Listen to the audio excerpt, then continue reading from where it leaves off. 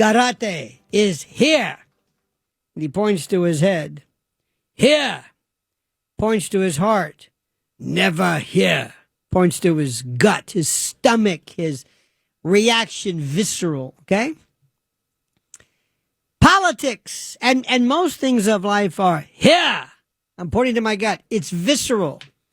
Facts mean nothing to you. Facts don't mean a thing. It's what you feel. And when it comes to politics, we need to have classes like we have driving classes. I'm dead serious about this. I don't think people really understand what is going on. So we have a lot to discuss. I mean, so much stuff. And we're going to get through it. We're going to plow through it. Frankly, the best show anywhere. Why? Because of you. Because of you. And I want to tell you right off the bat, I love first-time callers, 800-848-9222. First-time are the best. They are simply the best. Now, we're going to talk a little bit about, I'm going to teach you about the John Bolton indictment. He's looking at serious problems. Comey, no, they're going to dump that. They're going to punt that. That thing's gone. That's. I hate to say it. And people get very upset. But what about what he did to, okay, forget it. Tish James, somewhere kind of in the middle.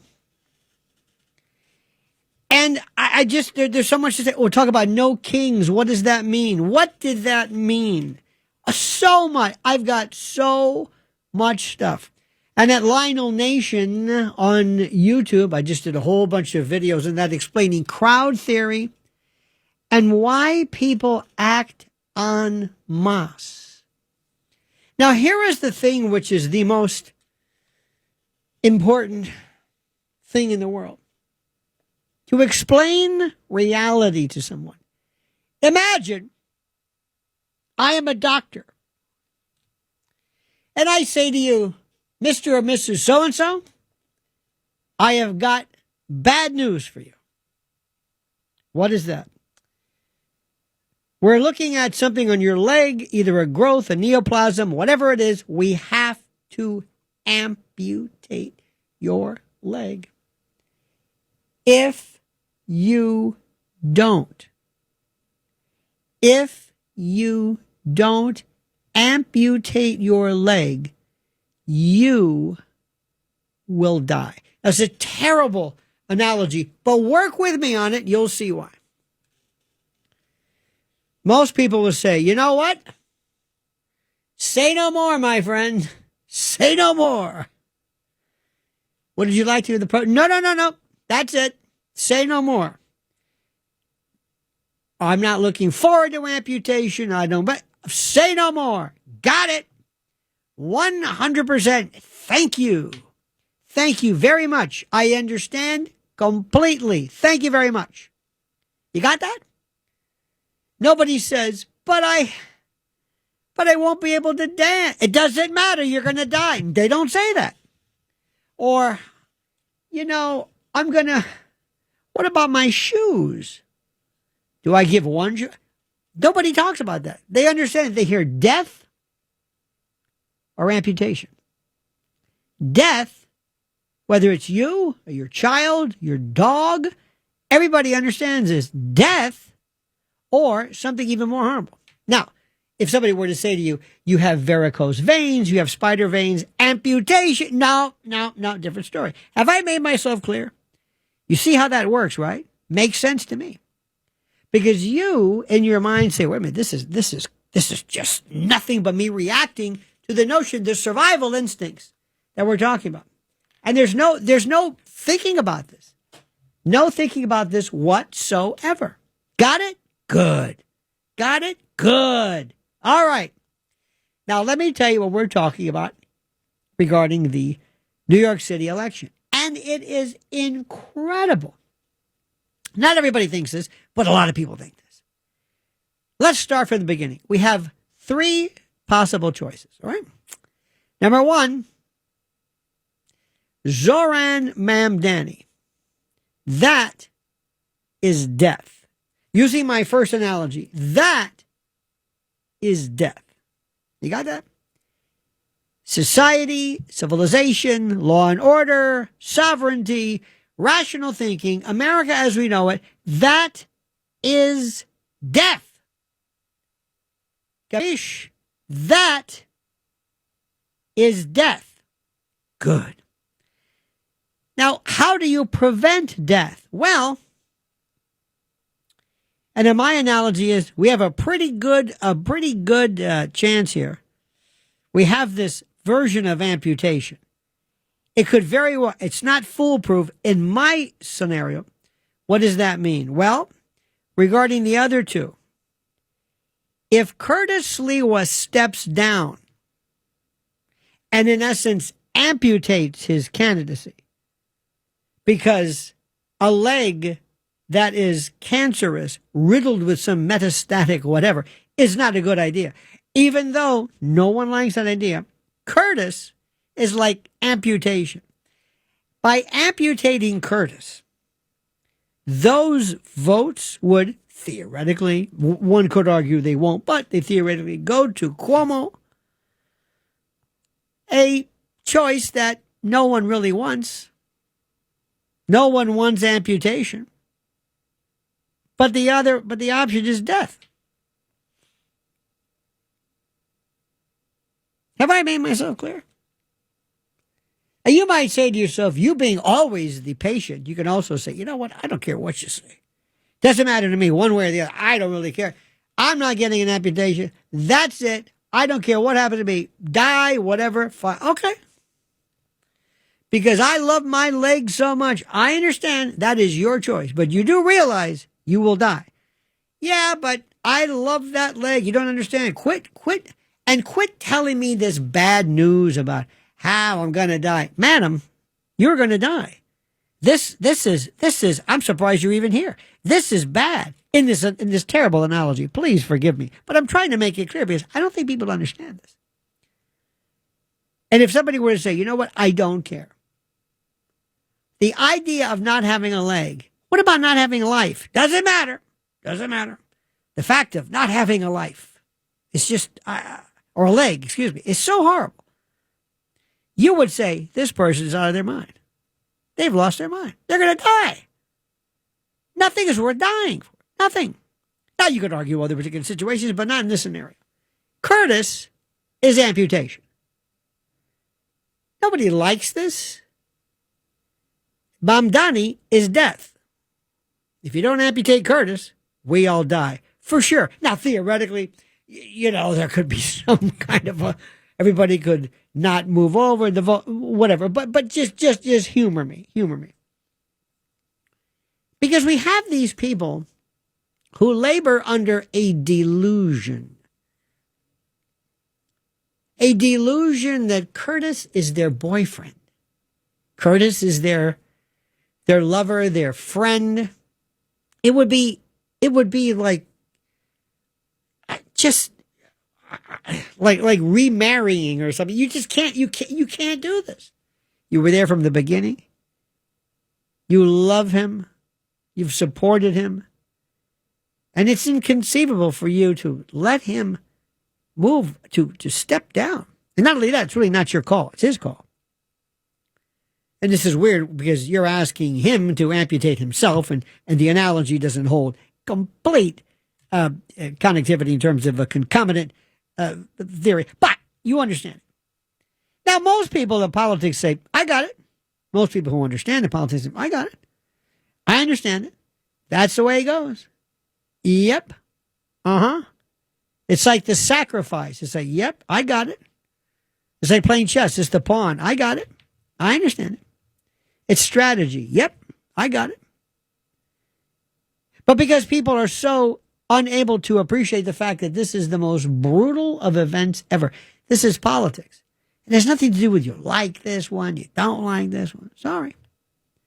It's just one of those things. Some people get it, some people don't. And let me say something. You can do whatever you want. You can stay home. What about the people who stay home?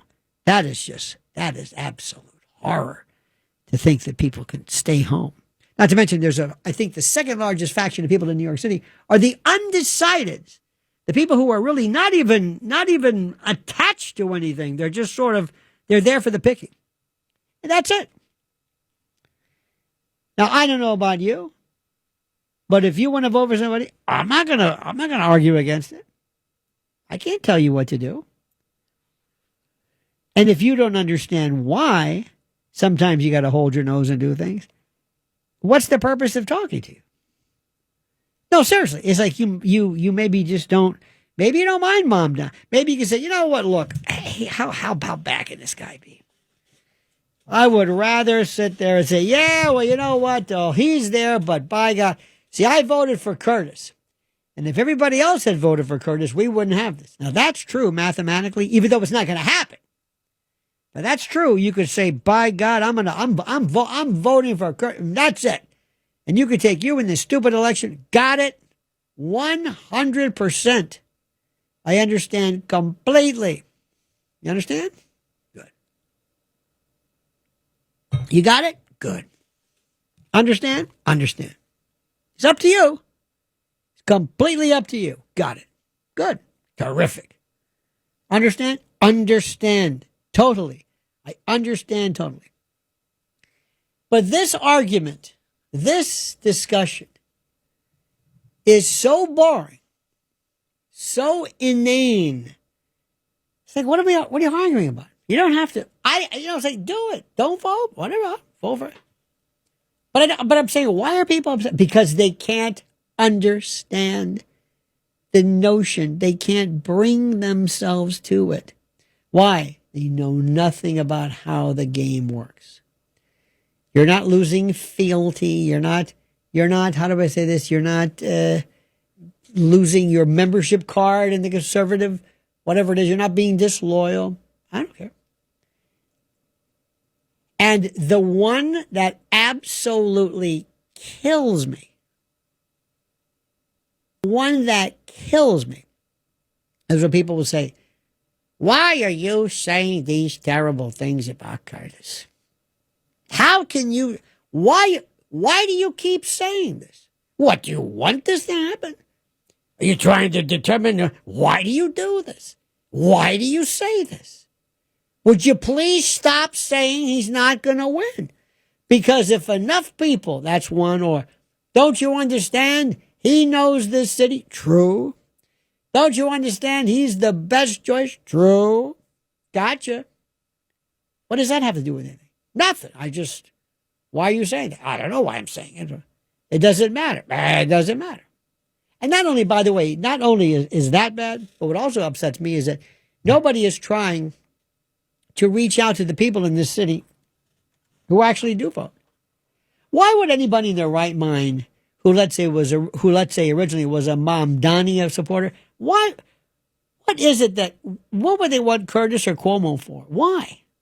What are you doing to lure them? I don't care what those people say, they're a bunch of commie, Marxist, Islamic, what you call it. See, that's another thing too.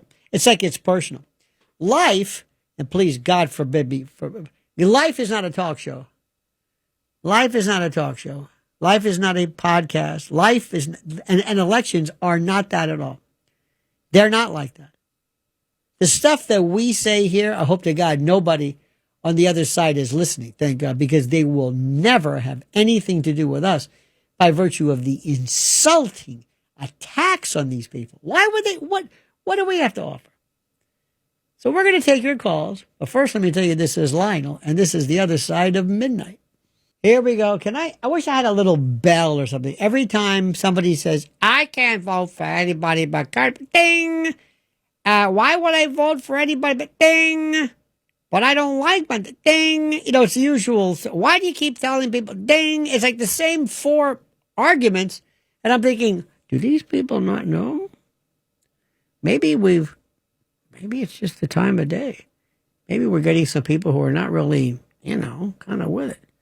Let's start off with Larry. Larry's calling in a place called Tampa. He's not really in Tampa, but that's what he calls it. Larry, you're on the other side of midnight with Lionel. Hi, Lionel. I think you want to cut off the wrong leg. You've misidentified where the gangrenous material is. It's on the wrong leg. Huh? I think you want to cut off the other guy. Huh?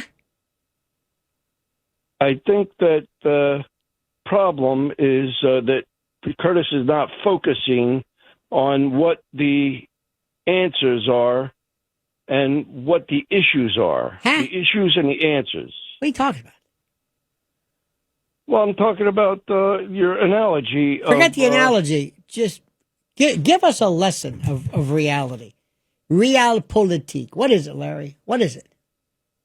Well, I just think that Curtis should. The reason I called. Well, what do you think, originally, Curtis? Finish the sentence. I think Curtis should what? You didn't finish the sentence. I think Curtis should focus on why we can't have a Mundami, and what Curtis will do. What are you talking to about? remedy? He's not going remedy to. the problem. But if he's polling at 9%, what are you talking about? You do know that would be the same as me saying that. You do know that. Do you think that somehow that is going to take the numbers and flip them? You don't think that, do you? I think you can turn it around. No, you if can't, you Larry. Get the message, Larry. out The better message than is he that this has. is 2 weeks ago. Larry, come on, Larry. Larry, where have you been? How do you not know this? Seriously. He talks too much. No. How How do you not know how elections work? You sound like you're a good guy. Well, I admit that. I admit I don't know how elections work. Do you think that somehow there were people walking around there when you look at the numbers and they say to themselves, I think I like Bob Donnie. I don't know, but I'm going to vote for this Republican in New York City because he's really made it clear now? Larry, do you have any? I mean, this is sad. This is really sad. I mean, Larry doesn't know anything. And I'm sure he's a fine person. Isn't that scary? It's like, where's he been? He thinks this is some kind of like that the truth will, an essay contest or so. I don't understand it. How do people not understand this? How do people not understand the cold, brutal, stark reality of reality? In any event, Silas on Staten Island, get ready for this one. You're on the other side of midnight with Lionel. Yeah, my thing is, I can't believe the people who get mad at you for telling the truth. And if I have a situation where I'm like David and Goliath, and they say, Silas, that giant's going to stomp you to death, so just go out there and get stomped. Nah, I'm going to pick up a rock, and I'll take my chances. What does that mean? That means I'm voting for Curtis, period. Okay.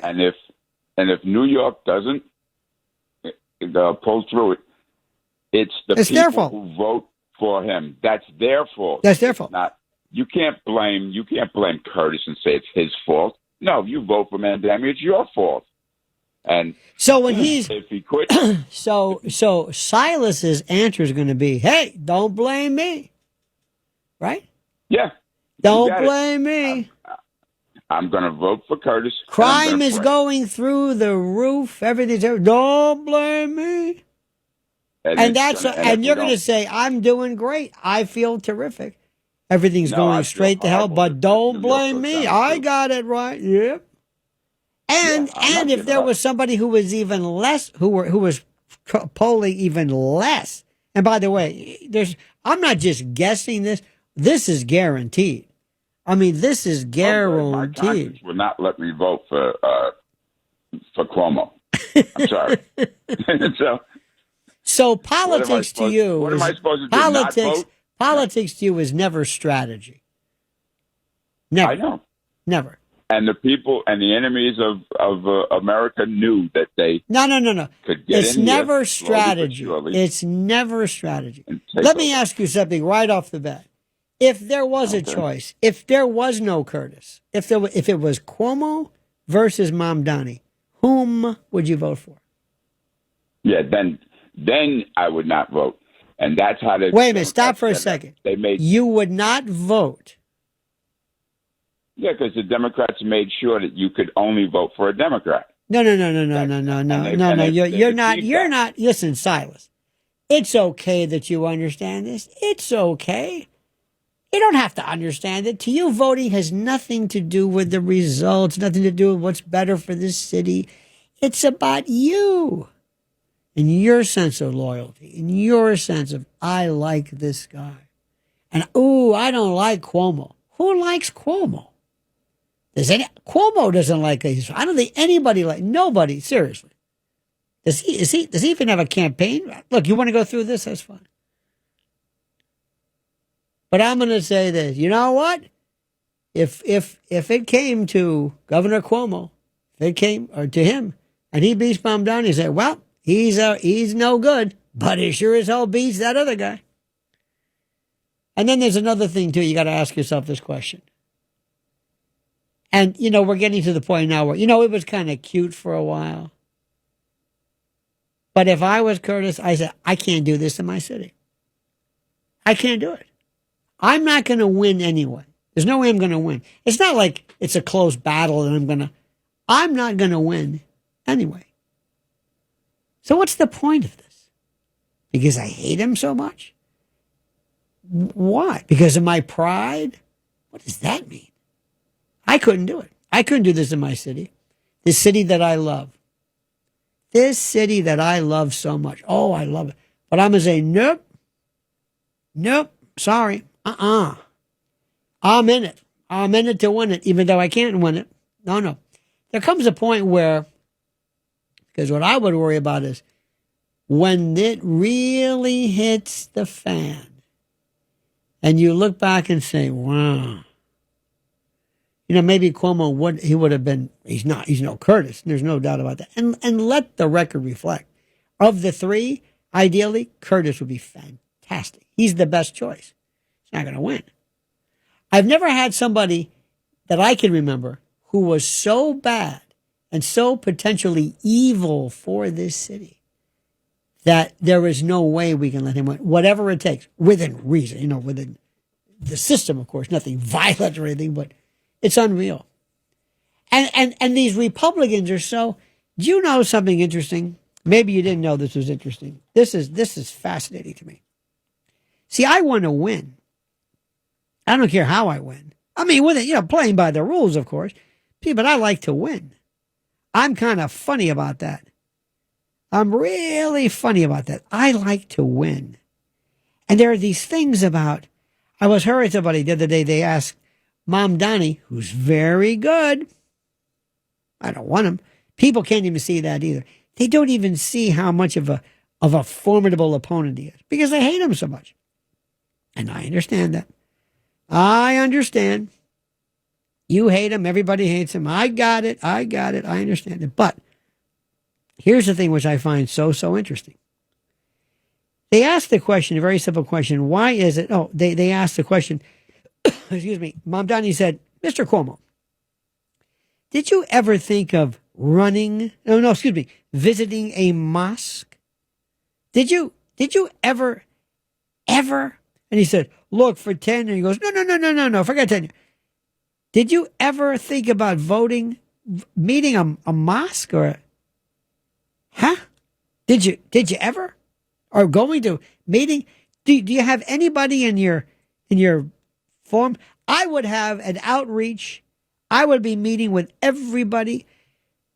Islam, Zoroastrianism, I don't care who it is. That's what I would do. And it's something that I would do, but not, oh no. So anyway, so I was listening to this and who was it? Mamdani asked him, have you been to any polls? He said, no. And somebody said, good. I like him even better. I like him even better because he wouldn't do that. You know how stupid that is? You understand politics at all? Does it make any sense? Does anybody understand any of this? Seriously, any of this? I don't understand it. I will never understand it. Let me tell you a couple of things which are kind of interesting. Did you know that in New York City, there are about 285 mosques in the 5 boroughs? Now, whether it's a mosque, an Islamic center, there's different names, but here's the number, 285. There's about 750,000 Muslim residents in the city. There's 1.5 million in the metro area. In New York State, there's 343 to 581 mosques. It's hard to say. In New York State. Okay. And about 724,000 Muslims. In New Jersey, while we're at it, 321,000 Muslims, number of mosques less precise. And by the way, it's hard to tell whether, the sectarian, whether the ethnicity. I heard somebody say, I'm glad he didn't. I'm glad he didn't. That is the stupidest thing I've ever heard. Nobody's done this? Nobody's done this? No. And then to keep making the connection, between him, Islam, whatever, and 9/11. Keep it up. Why are you doing that? I don't know, just to make you mad. Does that win any votes? Nope. Do you really want to go into 9/11? Trust me, you don't. Trust me, you don't want to do that. Because one of these somebody's going to sit back and say, okay, let's talk about this. But you see what happens? People think life is a talk show or life is a cable news show. That we go out and we blast these people. And it's true. So-and-so is a terrorist. Or part of a terrorist organization. Or whatever it is. So-and-so said this, so-and-so said. Great. Is that terrific? Terrific. Now, what do you think what is the purpose of that? It's to sell papers and to sell, obviously, cable news. But what does it do to win for either Curtis and or Cuomo? Nothing. Nothing. Because you keep blasting them. And there are people out there, if you had any intention, of poaching, grabbing, luring, cajoling, wheedling, convincing anybody from his camp to come on over, you can kiss that goodbye. That ain't going to happen. Why? Because people think it doesn't matter. Because nobody knows how to play politics. I don't get it. Do you want to win or don't you? Fiorello LaGuardia spoke Yiddish and Italian, and I don't know what else he would read the newspapers. He was one of the greatest politicians ever. He was ecumenical. It was beautiful. It was just so, and also, what is being done? What is the Republican Party doing in the state of New York? I know they had a problem with the young Republicans tweeting stuff. Oh, what are you going to do? Or messaging. Is there anybody out there? Who's in charge of the Muslim outreach? Anybody? I'd have them there. And by the way, Islam is not the same as Islamist. That's what I would do. Because I want to win. I would have the Asian, Chinese, Korean, Greek, everybody. I would have a particular designated representative. Let me stand next to either an imam or somebody who gives me the endorsement. Let me speak with the Greek Orthodox Church. Let me talk to this one. This is politics. Oh, no. Not our crew. No, we're right. And if you don't like it, lump it. Because if you don't see it our way, the hell with you. That's the way we think. It's bizarre. It's like,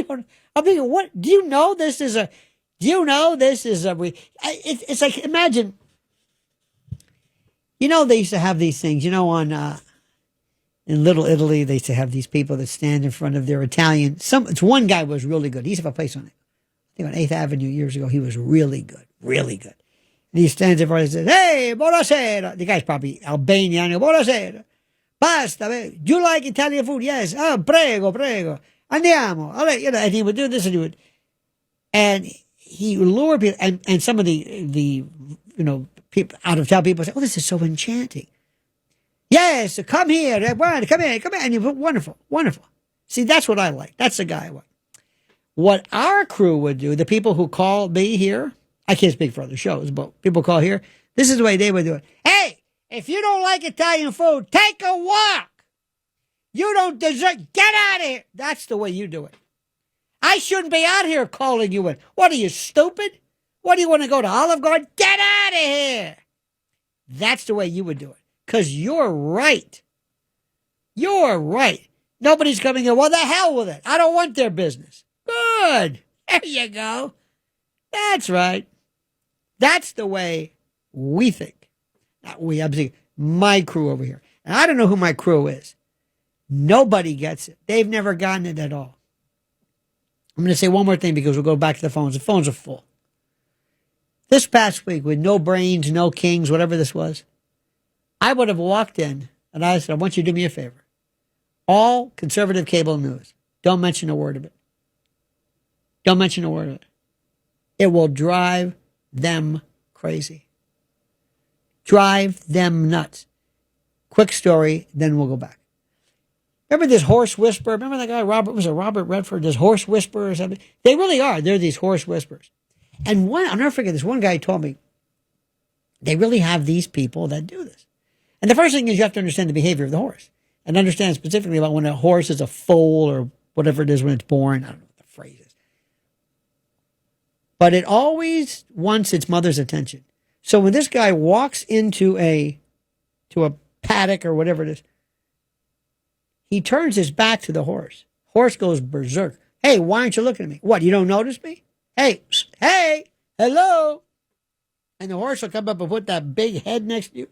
And it can really, if he hits you the wrong way, could knock you out. Not that he means to. See what happens? Eye contact is a weird thing in the animal kingdom. But sometimes it's the indifference that teaches them a lesson. Like, oh, I see.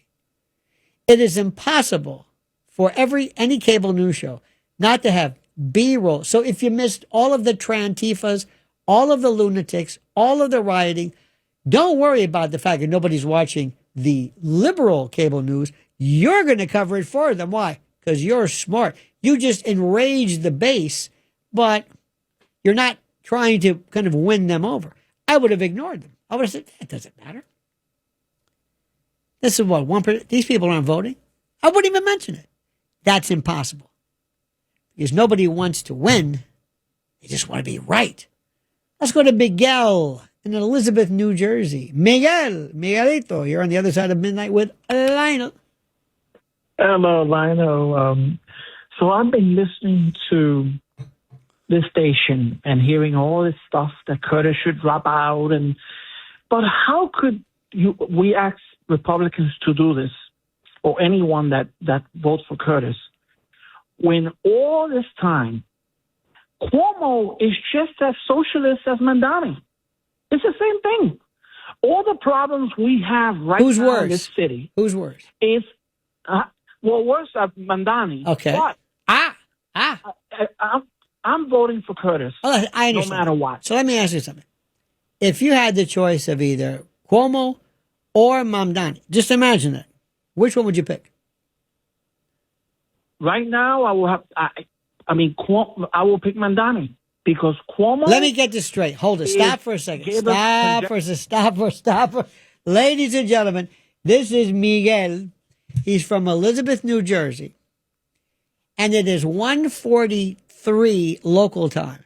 Let the record reflect. I want to make sure I'm hearing this right.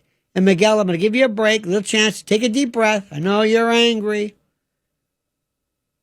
But let me see if I can put it this way. Are you saying that between Andrew Cuomo and Zoran Mamdani, you would pick Mr. Z? Is that right? Yeah. Yep. Wow. You know why? Don't even want to know. Don't even want to know.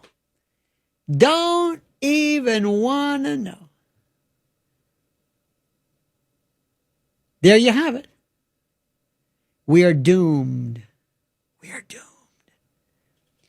Don't even know how the game is played. Don't even know how the game is played. I always think to myself, we're not going to do that. These people are going to. No. Well, that's okay. But you know, at this particular point, I don't think it matters one way or the other. So, because he's going to win, because nobody seems to be getting on board here. And a lot of this, I blame Cuomo himself We're not putting on any kind of a candidate. So it doesn't matter because, my friend, you're going to get that. But that's okay. I don't want to hear. I mean, it's like we've heard this before. John in the Bronx. John, you're on the other side of midnight with Lionel. Hey, Lionel, how you doing? Good, John. Do we have one more debate coming up? Mm-hmm. Okay. Doesn't matter. So, well, like you said, maybe he can shower them with sugar kisses, like the Italians. Come over here, my restaurant, instead of attacking them. The last chance, because we do have a debate. The last chance, and on top of that, Stop for a second, just for a second. Do you think debates mean anything? why we have them? Why? And That's why you because say- it's and a why you say you tradition. bad, you lost at the debate. Because it's no, hang on. It's a tradition from Lincoln Douglas. Channel 4 last time was the worst. Oh my God! I don't know who these people were. I should watch. It was almost like getting juvenescent, like seventh graders, put them together and say, "Okay, and don't forget, here are the questions, and all these people have to ask these questions, up to and including some stupid question about Yankees or Knicks or whatever. I don't know what it was. That was the worst. Why did we do it? Because it's part and parcel. It's what we do. Why do we have Puxatawny Phil? Why do we have? There's always this man is called. You always see him on the internet. This man is called the last 20 elections. Remember the last, and he lost. There are traditions. And it's fun and it's theater. It means absolutely nothing. But anyway, John, go ahead. So we know Curtis is not going to win. We want him to win, but we know he's not. So, and he doesn't drop out because he can't pay back the money. So Madonna is going to win. But then we do win because I believe Trump is going to jump in. Stop for a second, ladies and gentlemen, at 146. First of all, somebody would say, I'll bet you some people in this city would say, you know, if you're worried about the money, that's no problem. That's no problem. But let me get this straight, John, because I don't think I heard you right. Did you say that Trump is going to jump in? Trump said if Madonna wins, he's going to come over here with the National Guard. He's going to do everything. Even Cuomo said in the debate, if Madonna wins, you're going to have Mayor Trump. Let me try this again. If Mamdani wins, Trump is going to bring the National Guard and basically take over. Just take over everything, kind of like martial law. Is that what you're saying? Yeah. Do you believe that? If it gets bad, he has the duty to protect his country. Wait a minute. You're not answering the question. To other places, he did Do it you in think, Chicago. first of all, when somebody says, if things get bad, you don't want that as a standard. John, this is incredible. Let me get this straight. At 147, okay, our time, you're saying that Trump was hey, Pete, yeah, send in the National Guard. We're going to declare martial law. We're going to take over New York because things, as John in the Bronx says, have gotten bad. Is that right, John? You're going to say Madonna's going to be so bad that you want to win because Madonna's going to be so bad. I have no idea what you're saying. I thank you so much. He's a good man. I have no idea. Maybe it's me. Maybe I adhere too much to this thing called language. I don't understand it. I don't understand him. Brian in Bayside, get ready for this, my friends. And no, these are real callers. Do not adjust your set. And they drive cars and have families and handle sharp objects. Brian in Bayside, you're on the other side of midnight with Lionel. Hey, Mr. Lionel. I run around with scissors all the time. Huh? Anyways, What did you say? I'm run sorry. around with You have to scissors. You speak said- English. Hey, wait a minute. Hold it. There's something about our phones. I don't know what it is. I talk, they talk over me, so that's why I got to put you on hold. I want you to try to decipher and ungarble what you first said, Brian. What was it? Oh, I first said I run around with sharp things. I run around with scissors all the time. Oh, is that what Just you for said? giggles.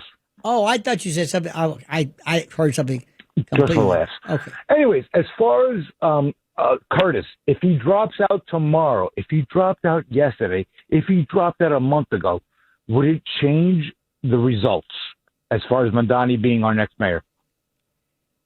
Can I ask you a question? Where have you been? Have you heard the math? What? As What? far as who? The idea is that Curtis's votes, obviously very strong Curtis theory. Now, granted, they could He is all 9%. they could all say, forget it, we're not going to show up. But theoretically, if you took Cuomo's numbers and Curtis's numbers and you combined them, it would be, it could be competitive. You still lose. How do you know that? No, it's competitive that way. You got to remember, 25% of New Yorkers just walk into that booth and just look for the. So tea. you're not listening to anything. You're just kind of making stuff up as you go along. And that's okay. Because I do that sometimes too. Sometimes I just make stuff up. Sometimes when I don't like reality, I just, you know what? I'm going to make things up. I'm just going to make my point. Listen, you're entitled to do this. I can't keep you from doing this. It makes no sense, but I just want everybody to listen. That's remember, when there's utter chaos, you heard it here first. Sandra, you're next. Oh, hi, Lionel. How you doing? Good, Sandra. I have several thoughts. I hope you'll listen to them. Beginner's luck. First, about this whole debate. First, I wanted you to know, before I tell you, I have a dream, and I believe it's a miracle, but it could happen. But before I tell you that, you mentioned that Mandani means death. It's very interesting. He was wearing a black suit on the debate. Oh, my God. Right? Isn't that interesting? No. Why not? Why? What did that mean? I mean, black means death. I mean, that's black is also fashionable. I hate to you do know that, right? Well, that's true. I guess you could look at it that way, but he didn't look fashionable to me. He looked like he was going to a funeral parlor, if you ask me. But I'm just bringing that up because you mentioned death. So the second thing that was kind of a joke, sort of. Maybe it was like I was being figurative. But go ahead, please. All right. So, but I'm not the first one who made that comment about what he was wearing, the color suit he wore to a debate. What difference does it make? But that's okay. Doesn't matter. But go ahead. Okay. So how about the fact he's got a beard? What does that tell you? and I noticed it was uneven, and I was dying to. It's uneven, right? The mustache. You know what that means? Uneven. Yeah. Okay, but anyway, I wish that Cuomo and Curtis. This is a dream, and I know it's not going to happen. But why are we saying it? Because miracles do happen. No, so let's say. Okay. Go ahead. You're bursting my bubble. Go ahead. Let's hear it. Let's say Curtis and Cuomo got together for dinner quietly on their own, and they had a heart-to-heart talk. And like when I saw Cuomo that night on the debate, it was he had low energy. He didn't seem enthused. So what happens? Big finish. What happens? They get together, and what happens? So what happens if they decide, okay, one of the two is going to be the one? Okay, and what happens? Who's going to be the one? That's what we've been talking about the entire time. So let's say Curtis becomes the one. Cuomo has to be willing to say to all the people. It's done. Ladies and gentlemen, sometimes, let me tell you something. To all of you folks who have worked with people who are unable to grasp rudimentary and abecedarian educational functions, my heart and my appreciation goes out to you. Yes. Hello, Mr. Lionel. Yes. Mr. Lionel, I have a question for you. Mm-hmm. Do you remember who said America was never that great again? ICE is a bunch of thugs. And to me, he's evil. Mr. Como was evil, and so is Mr. Mondari. They're both evil. So I feel there is no difference. And if I had to choose... Let me get this straight. You're saying between Mamdani, who is most probably an Islamist. Well, whatever. Excuse me. Wait. Don't give me no whatever. Do you understand? There's one thing about Andrew Cuomo, and I'm no fan. I am no fan. But, and I'll use a language perhaps you might understand. I guarantee you there is 0% that Andrew Cuomo would ever advance or in any way ratify Sharia law. Would you agree with that? I don't know, but I would vote for none of... Let me try this again. I promise you, you're saying you don't know. You're thinking, Andrew Cuomo could very well get in there and say, you know what, I've been looking over this Sharia law stuff and imams and this Islamist stuff, and I kind of like what they're doing in Grand Rapids, and I like calls to prayer at 3 a.m, arranged marriages, child brides, even in some cases, female circumcision, which one could argue is a transgender. I'm taking this to the extreme, of course. And you're saying there's a possibility that he could do that? Are you serious? Listen, Are I you believe in serious? God, and I believe that You're Curtis changing the has subject. exact- Are you changing the He's subject? the one that won Are the you debate. telling He me? won. Are you telling me there exists any chance that Cuomo is a secret Islamist? Are you serious? I don't know. He's a snake. You I don't know. trust him. Let me try this again. No. Are you telling me you don't honestly know? You really I don't mean know. it? I don't You like him, don't and I know don't this. trust him. Let me get this straight. You're telling me that as of today, that he might be a crypto Islamist, a closet Islamist, Yeah, maybe he is. and you don't mean that. I don't know. I don't like him. And you I can't never keep liked the saying, father I don't either. know. And you can't say, now you can say, I don't care, or it doesn't matter to me. That's fine. But you can't say, I don't know. There are people Listen, Mr. there are Lionel, people who've never you lived couldn't in this answer my country. question when I said about the ice and everything he said. Oh, it's a He terrible is a thing. thug. Andrew's a thug. I don't want him. I don't have nobody. But I'm voting for Mamdani Curtis. Period, and the his, end. did you see, forget about ICE. How about what he talked about, what Mamdani thinks about the Islamists and his 9/11 buddies he's hanging around with? That doesn't Yeah, I know. bother It's you, in the does Post it? today. That doesn't see? bother you, does it, Anna? Huh? You don't care Mhm. about that, do you, Anna? Do you? Huh? I do care. No, I do you care. That's don't. why I You want don't Curtis. care. I don't care. I don't know.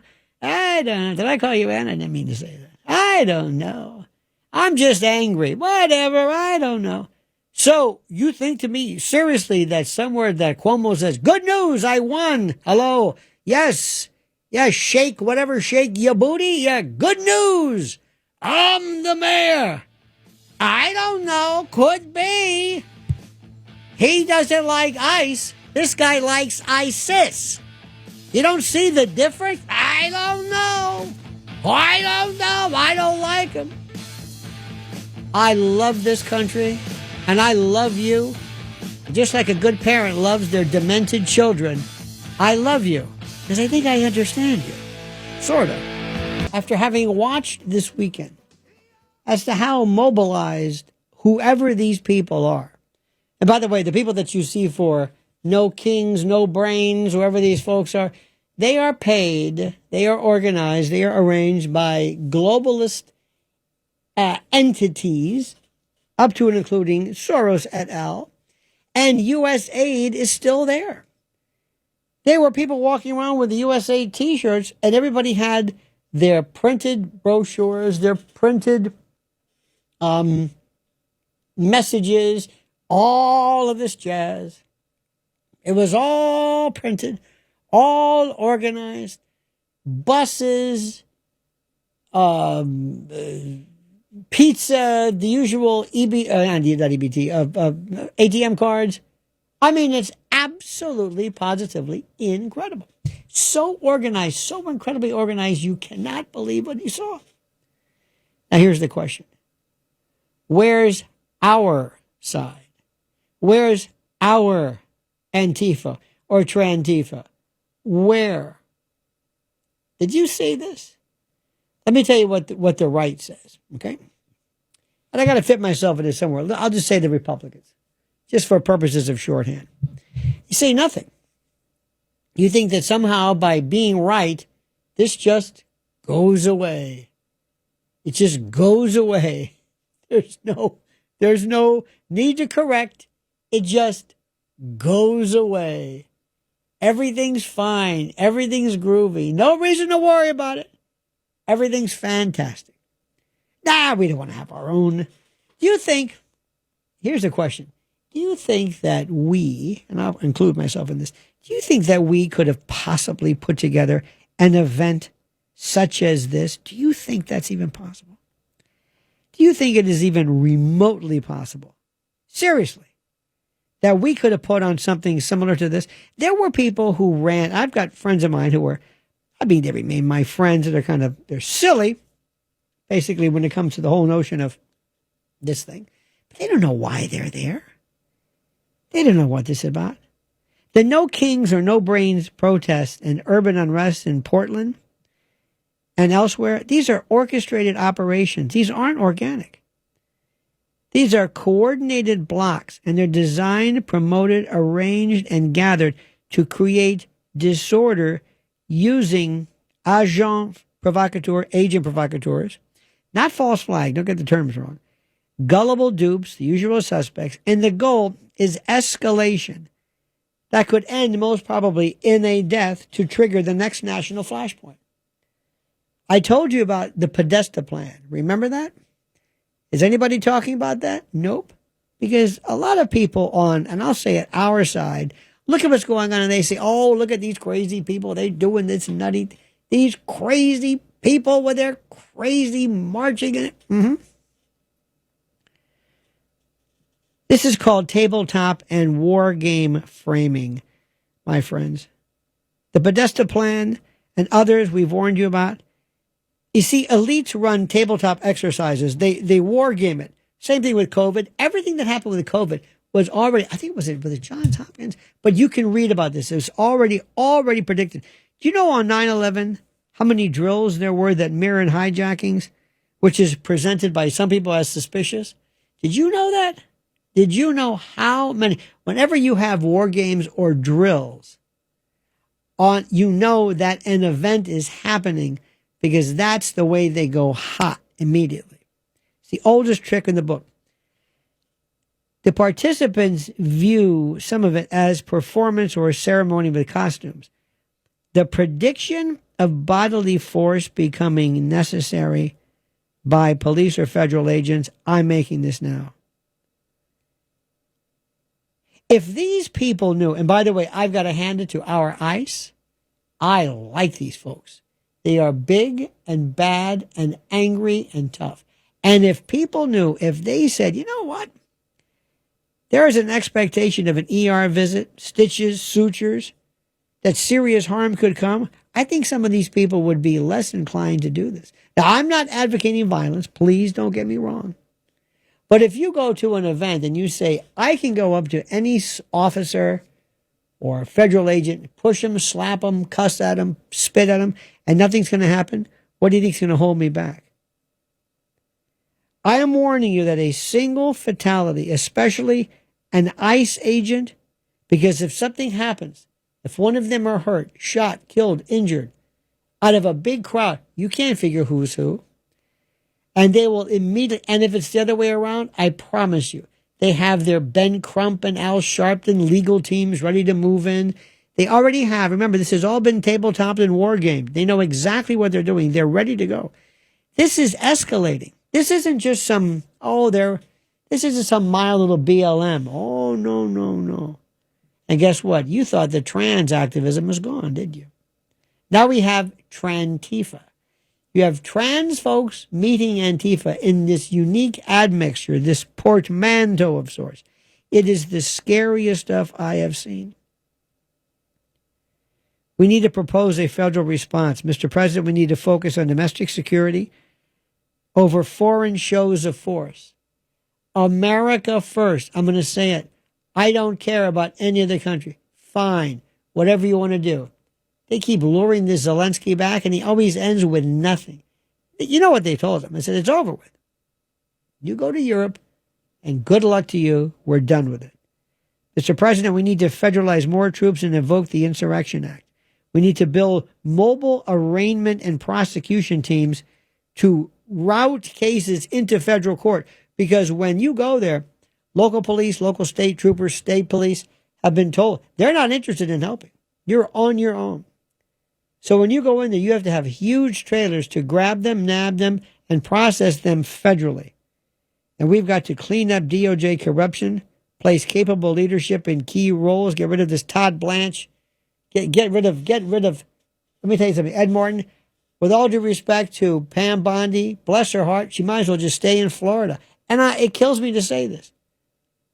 I don't know what they're doing. Let me tell you something regarding the left and the right. This is an organizing gap. The left shows up, plans, and mobilizes every single time. The right talks, laughs, points out hypocrisy, then does little. You heard people calling today, very good people, with some of the most inane ideas regarding this halcyon world, this make-believe fantasy about if you like somebody, somehow that things are going to, do you think there were some people, do you think that whenever there were cases, for example, when there were, let's say, before McCain ran with Sarah Palin and the Romney, they held their nose and you've done it before you voted for the Republican. People are so serious. By the way, there are Rent-A-Crowd. You know that, right? There's Crowds on Demand, which is a U.S. firm. There's Rent-A-Crowd in UK. Paid protesters covered in business and media explainers. They offered to assemble a list of folks to do. Do you remember Occupy Wall Street? Occupy Wall Street had a group of folks. They were ancillary to a group called OTPOR, O-T-P-O-R. And O-T-P-O-R was used. They're like an organizational, almost like a wedding planner. These are like riot planners. These are protest planners. And we saw it. We've seen it many, many times. You saw it the other day. All the signs the same. All the chants the same. All the organization, the same everything. And there are people who just want to be a part of this kind of a Gustave Le Bon crowd theory. But Occupation Wall Street used Otpor, and they showed up, and they were just, this is the same stuff that Victoria Nuland used when they planned the coup in Maidan that 3% of Americans know about. Are Republicans going to outreach to Muslim communities? See, I say this, people, they just go berserk.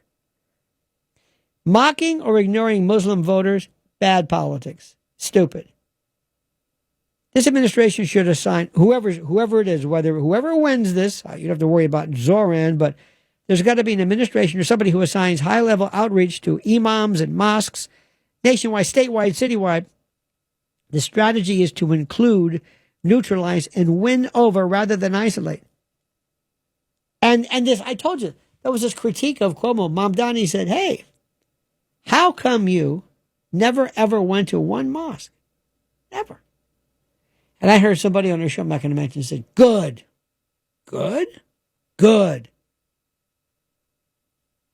There's no hope for us. No, seriously, there's no hope for us. Our side seems to think that just being right's half the battle. We don't have to persuade anybody. Remember in 1972, you've heard about this a million times, the Southern strategy. And a long time ago, they realized, the Republican Party realized that, we got to do something about this. We've got a bunch of disenfranchised, really PO'd people who are Democrats. And they are ripe for the picking. Right when all the civil rights was happening, and they thought they're just lost. Because remember, post-Civil War, they were Democrats. And the Republican Party, remember, don't forget, 1856, Philadelphia, the first convention, remember their twin policy, the twin pillars of barbarism. This was their move. This was their thing. Polygamy and slavery. That's the party of Lincoln. Well, these Dixiecrats, the Strom Thurmonds, they said, forget this. Republicans said, come on in. Come into our tent. We need to make everybody join us. We're a party, we're a city, we're a country, we're a state that believes in the First Amendment. Whatever your faith is, so long as it never swears or pledges fealty to the abandonment of law and order, you are with us. But no, that's not what we do. No. We keep making fun of him. And by the way, stop making these lazy 9/11 references unless you're serious about the facts. There are people who say stupid things about 9/11. Do you think seriously? I know listen. Let me ask you something. We've got three groups of people. Work with me on this one. We've got people who hate. You're the candidate. Let's say you're Mamdani. You got one group who loves him and is going to vote for him no matter what. The other group hates him and will never vote for him. And you got these people in the middle. Same thing goes for us. The people in the middle. How do we get them? Because all of our votes are locked in regarding Curtis. And I understand I think somebody would say, hey, don't worry about it. You drop out right now, whatever money you got, we'll have a fundraiser. Wink, wink. I don't know how that works. I have no idea. I'm not in any way trying to solicit or conspire to break any laws. But what I'm saying is, How is it that I go after the 700,000 Muslims and say, I want you to consider me? Why? What if I get 1%, 2%, 3%? What if they don't do anything? There's no outreach. Nothing.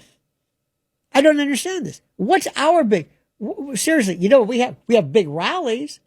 We had big Trump rallies. Those were great.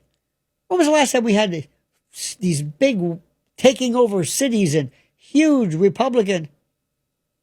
Never.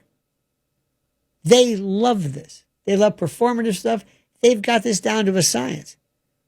And like I said, it would have been wonderful to have a conservative, let's say, cable news operation, not mentioned at one time, just as an experiment.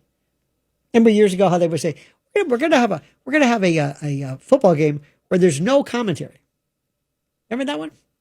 It's kind of neat, theoretical. What we do is we do the work for them. Because nobody here knows how to run an election. They think it's magical. They think that being right is all that matters. If you're right and your candidate is good, don't worry. Vote for him. If he wins, doesn't win, it doesn't matter. There's no strategy. There's no big picture. It's just my guy, and that's it. I don't work like that.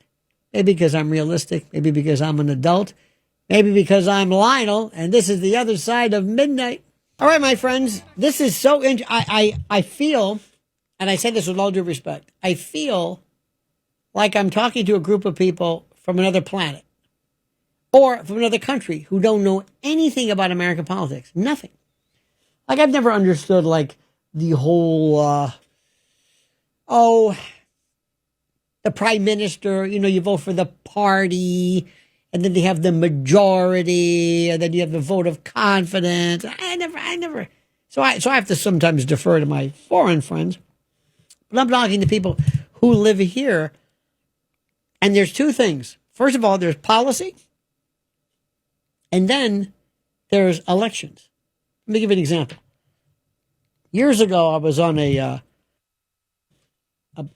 used to work with a good group of people called Air America.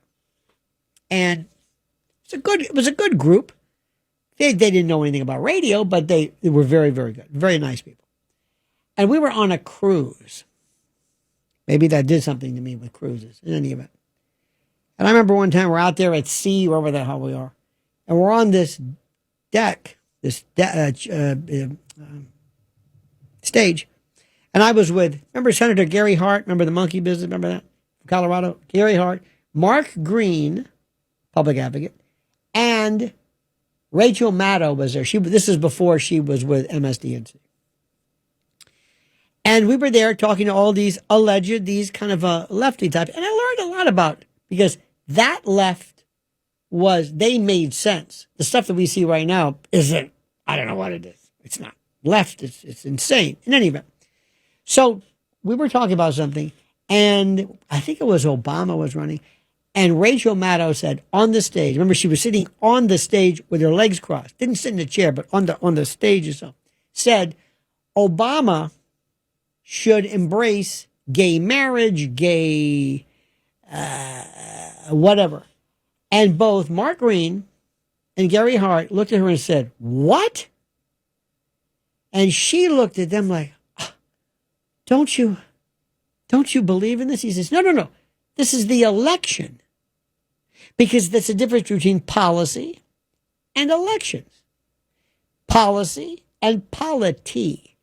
Policy versus psephology. Elections, turnout, numbers.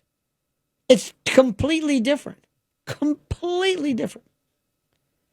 I want to see Chitterelli beat Mikey Sherrill in New Jersey.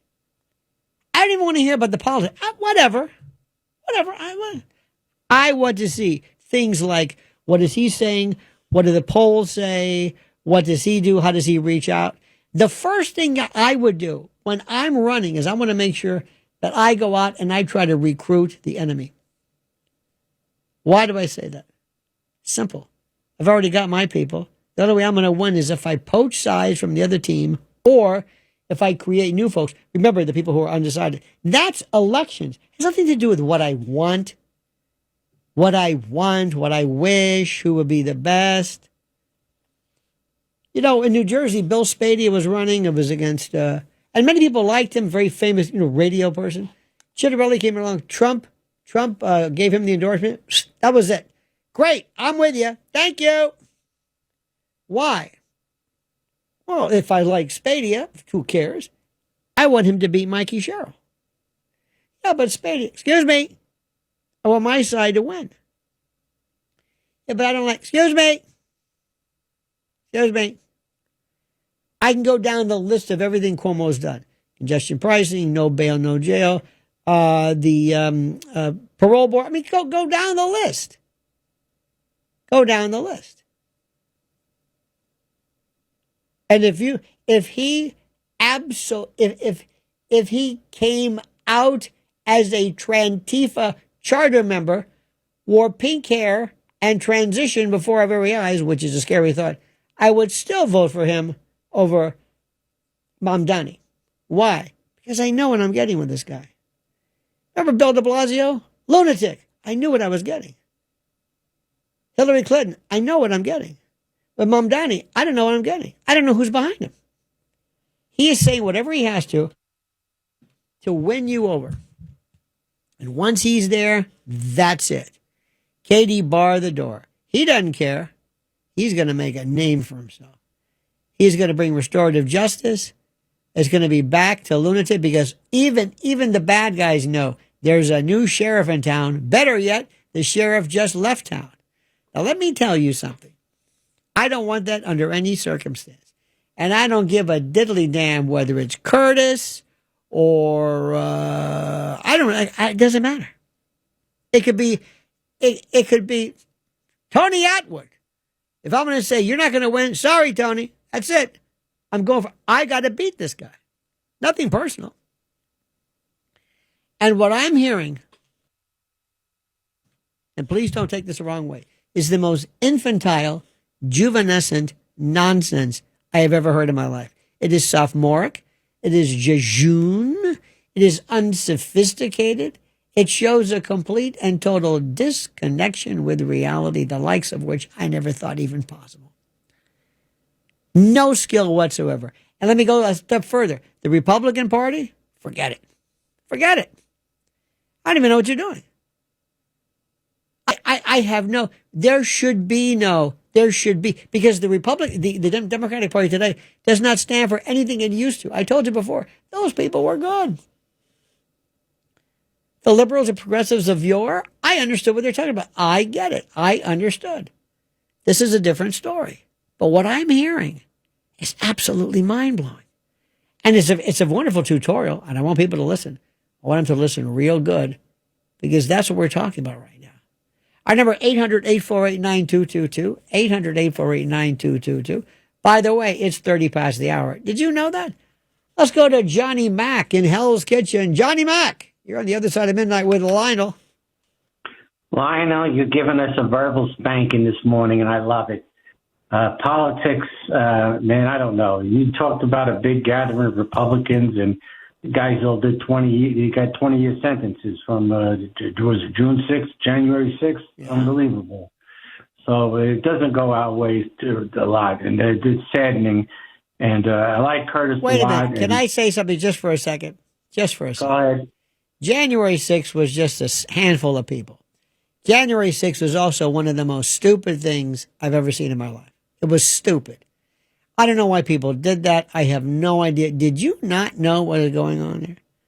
Walking in, I have nothing to do with those people. People walking around with their camis, and the guy he's got the eye patch, and they're walking in, and this one looks like Sonny Bono with a Valkyrie helmet.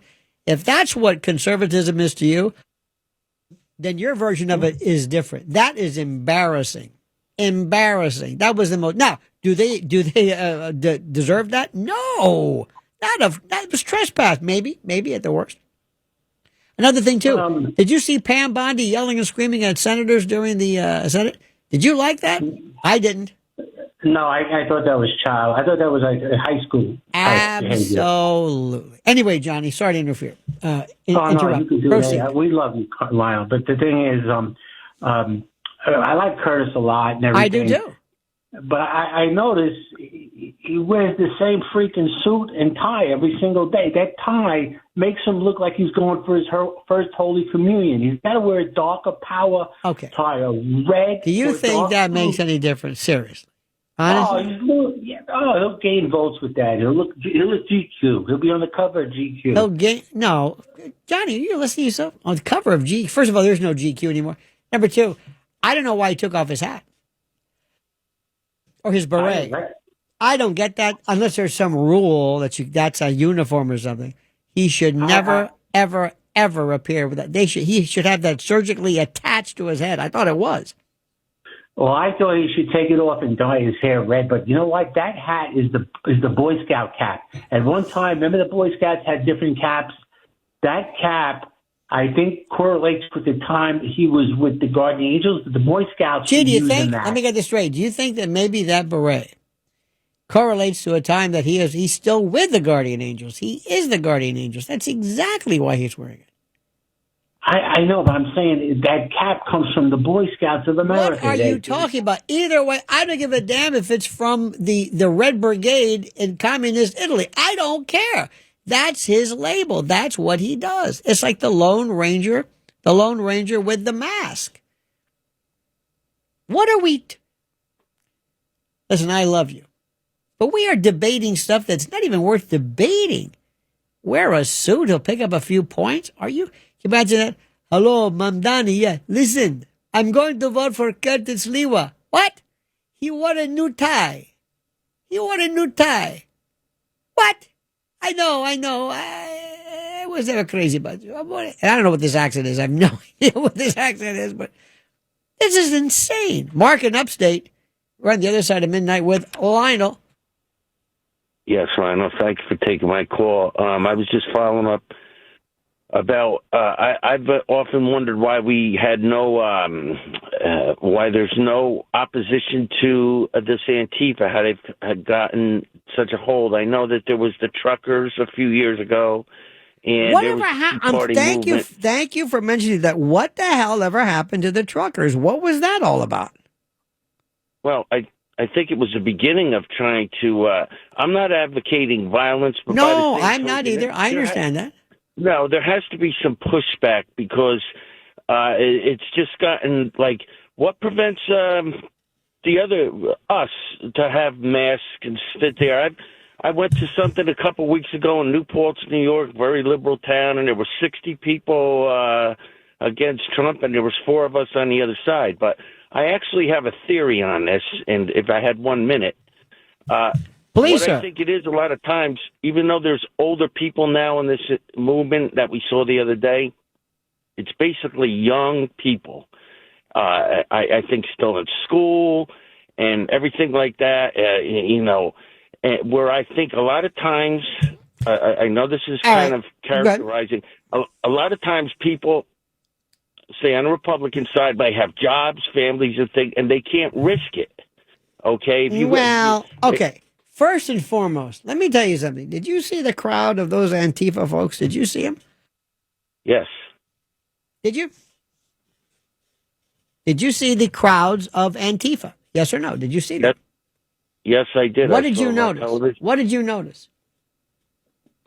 I noticed a lot of people, and I noticed what was the demographic?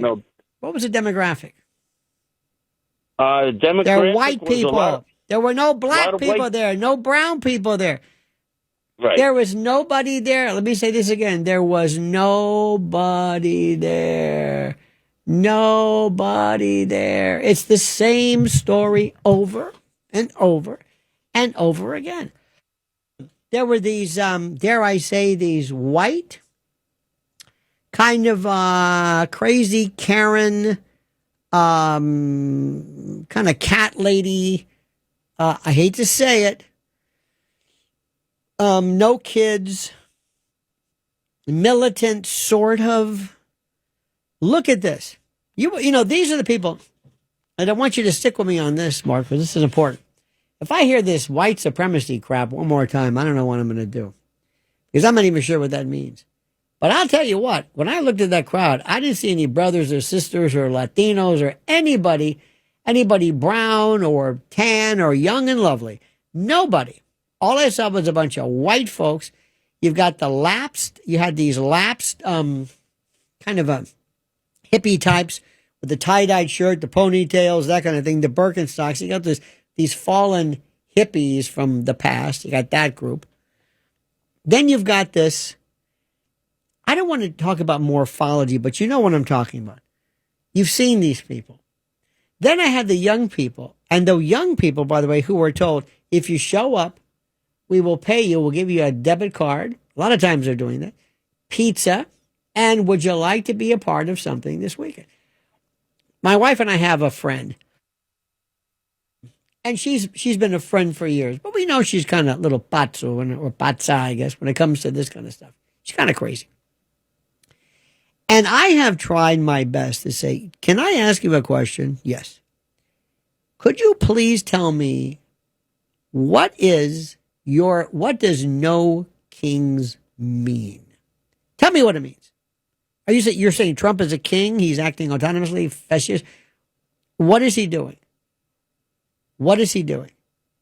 Well, and they always will do this. Well, he's acting in a rather draconian way when it comes to, in particular, the expulsion, the deportation, the removal of, quote, citizens. Excuse me, are they illegals? Well, they might be illegal. Well, what are they? Does he go up to somebody and say, hey, Pedro, come here. What is it? Where were you born? Green Bay, Wisconsin. Come with me. Huh? Come with me. Where am I going? We're going to deport you. I just told you I was born here. They're not here. They're not here. They're not the people we're talking about. Now, this is the part I don't understand. Do you want us to say, well, look, they came here, excuse me. Imagine going to, I don't know about you. Maybe I'm just crazy. But if I said, you know what? I'm not going to go to France. Why? Well, they got this weird green card thing, and hell, I don't know. And they're pretty serious about it. You know what? Don't overstay your welcome. Don't overstay your welcome. See, that didn't happen because during the Biden administration, you can call it replacement, you can call it whatever you want. They brought these people in by the truckload, by the plane load, by the boatload. And you know why they did. I'm not going to relitigate that, okay? So this friend of ours, no kings. So are you against that? Obama, you know how many people he deported? You have any idea? Do you think, I mean, where have you been? And it comes down to simply this.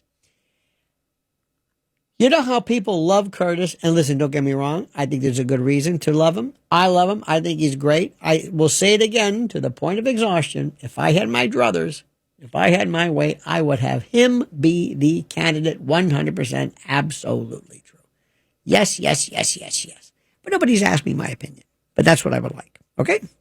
I've said it before. I'm going to make sure you understand it. Unfortunately, I'm not given that choice.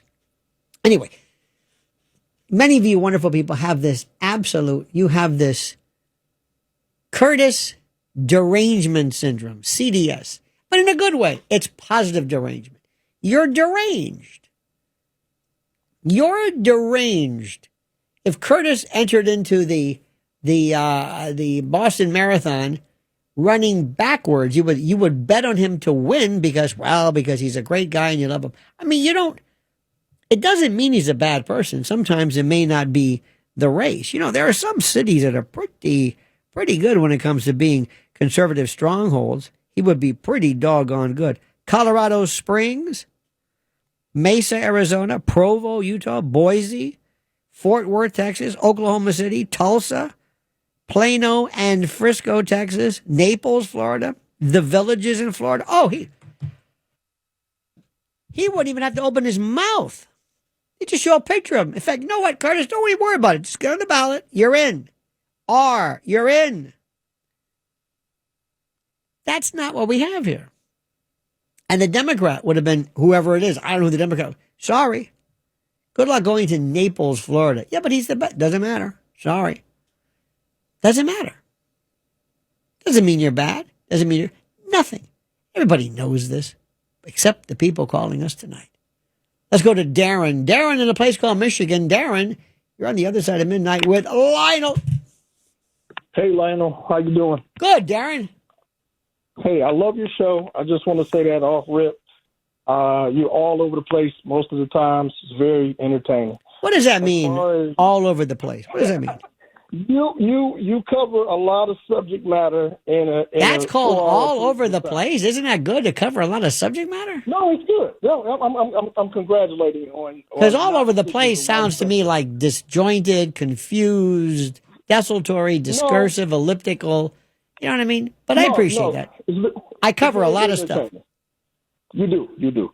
But Thank you, sir. I want to piggyback off of what you said earlier in the show. Sure. And just an explanation of what I think that people who are protesting with the No Kings, they're unhappy. Americans are unhappy with the way that Trump is running the country right now. Let me stop right now. Let me stop right now. You are one. Wait, no. I want you to talk. I just don't want you to get past this. And you're going to keep talking. I'm not going to cut you off at all. I promise you. But let me just say, did you just say, Darren, you actually said, I think that some of these No Kings, I think a lot of these people are dissatisfied with what Trump is doing. You figured that out, didn't you? Of course. Nothing gets by you, my friend. It affects me too, yeah. Proceed. So when you get 7 million people, and I think, Trump is big on numbers. Yep. He's a numbers guy. Yes, sir. When you get 7 million people to protest in like at least 10 different states or more, that is an amazing thing. Let's look at it from just that standpoint alone. Not to say, the Republicans, why didn't they do it, and why can't they? And this is, this is paid for. No, whether or not it is, it's still an amazing feat to have 7 million people. Oh, I agree. That really came out to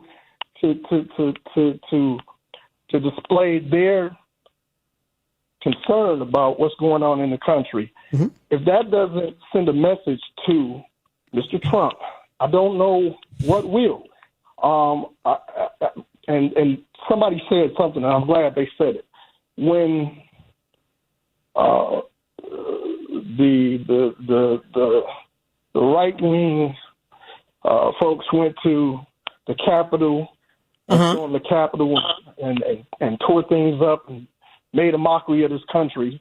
Well, yeah. There was not a peaceful protest. But there were other violent historically in Washington. But let me ask you a question. Let me just say something very quickly. Okay. You're sitting here and you're saying all these people. That's right. They came out and they don't like what Trump did or what Trump doesn't do or what he does and they don't like or whatever it is. Okay. Now, if I said to you, I said, Mr. President, yes, our friend Darren in Michigan wanted you to know that is an example of a lot of people not liking what you're doing. He would say, yeah, I know that. Well, I just want you to know, Mr. President, they don't like what you're doing. I know that.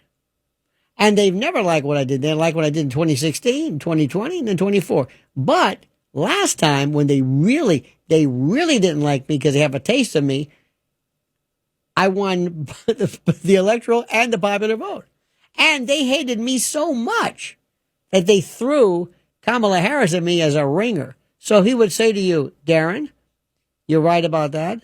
And if anybody is aware of their dislike for me, it is I, sir. That's kind of like a no duh kind of a thing. We know that. That is correct. But I will tell you that you're right. The only thing the Republicans do is for their rallies. Oh, you've never heard of a Joe Biden or Kamala Harris rally. They had to pay literally all these people millions of dollars to even show up in support of her. I mean, there's no doubt. But Trump, for a rally, people waited 3 days to get in, but on a smaller level. But you're right about that. And that, if you listen to me, when I was all over the place, I said that's one thing that the Republicans need to do. They need to have their own organizational skills. Why can't they do this? Republicans sit back and they just watch cable news and tweet and write emails for campaign contributions, or they have a meeting once a year or something like that. So I'm with you on that one. I guess what's most important is that the difference is that in this climate that the followers of Trump come with a different type of attitude. Why? I don't think it would be. I don't think that it would be as peaceful. I don't think that there would be as many people. What do you think of Portland? What was Portland about? I don't know how long it takes to gather that many people. What was Portland? Oh, within like 1 month's time. Do you know how? You don't know how this thing works, do you? You don't know how these crowds. They are the best at that. The best. They've done it with Otpor. They've done it with others. They did it. Put it this way: they're so good at that. Victoria Nuland did it. Riots around the world. Oh, there's no doubt. And in this country, remember we had the great. I can't say it. Remember that hat starts with a P. Oh yeah. Okay, there's a feel, and how that looked like a P. It looked like a SpongeBob, a square, whatever. I don't know what that thing was, but they marched up and down. They had. Remember, Madonna said.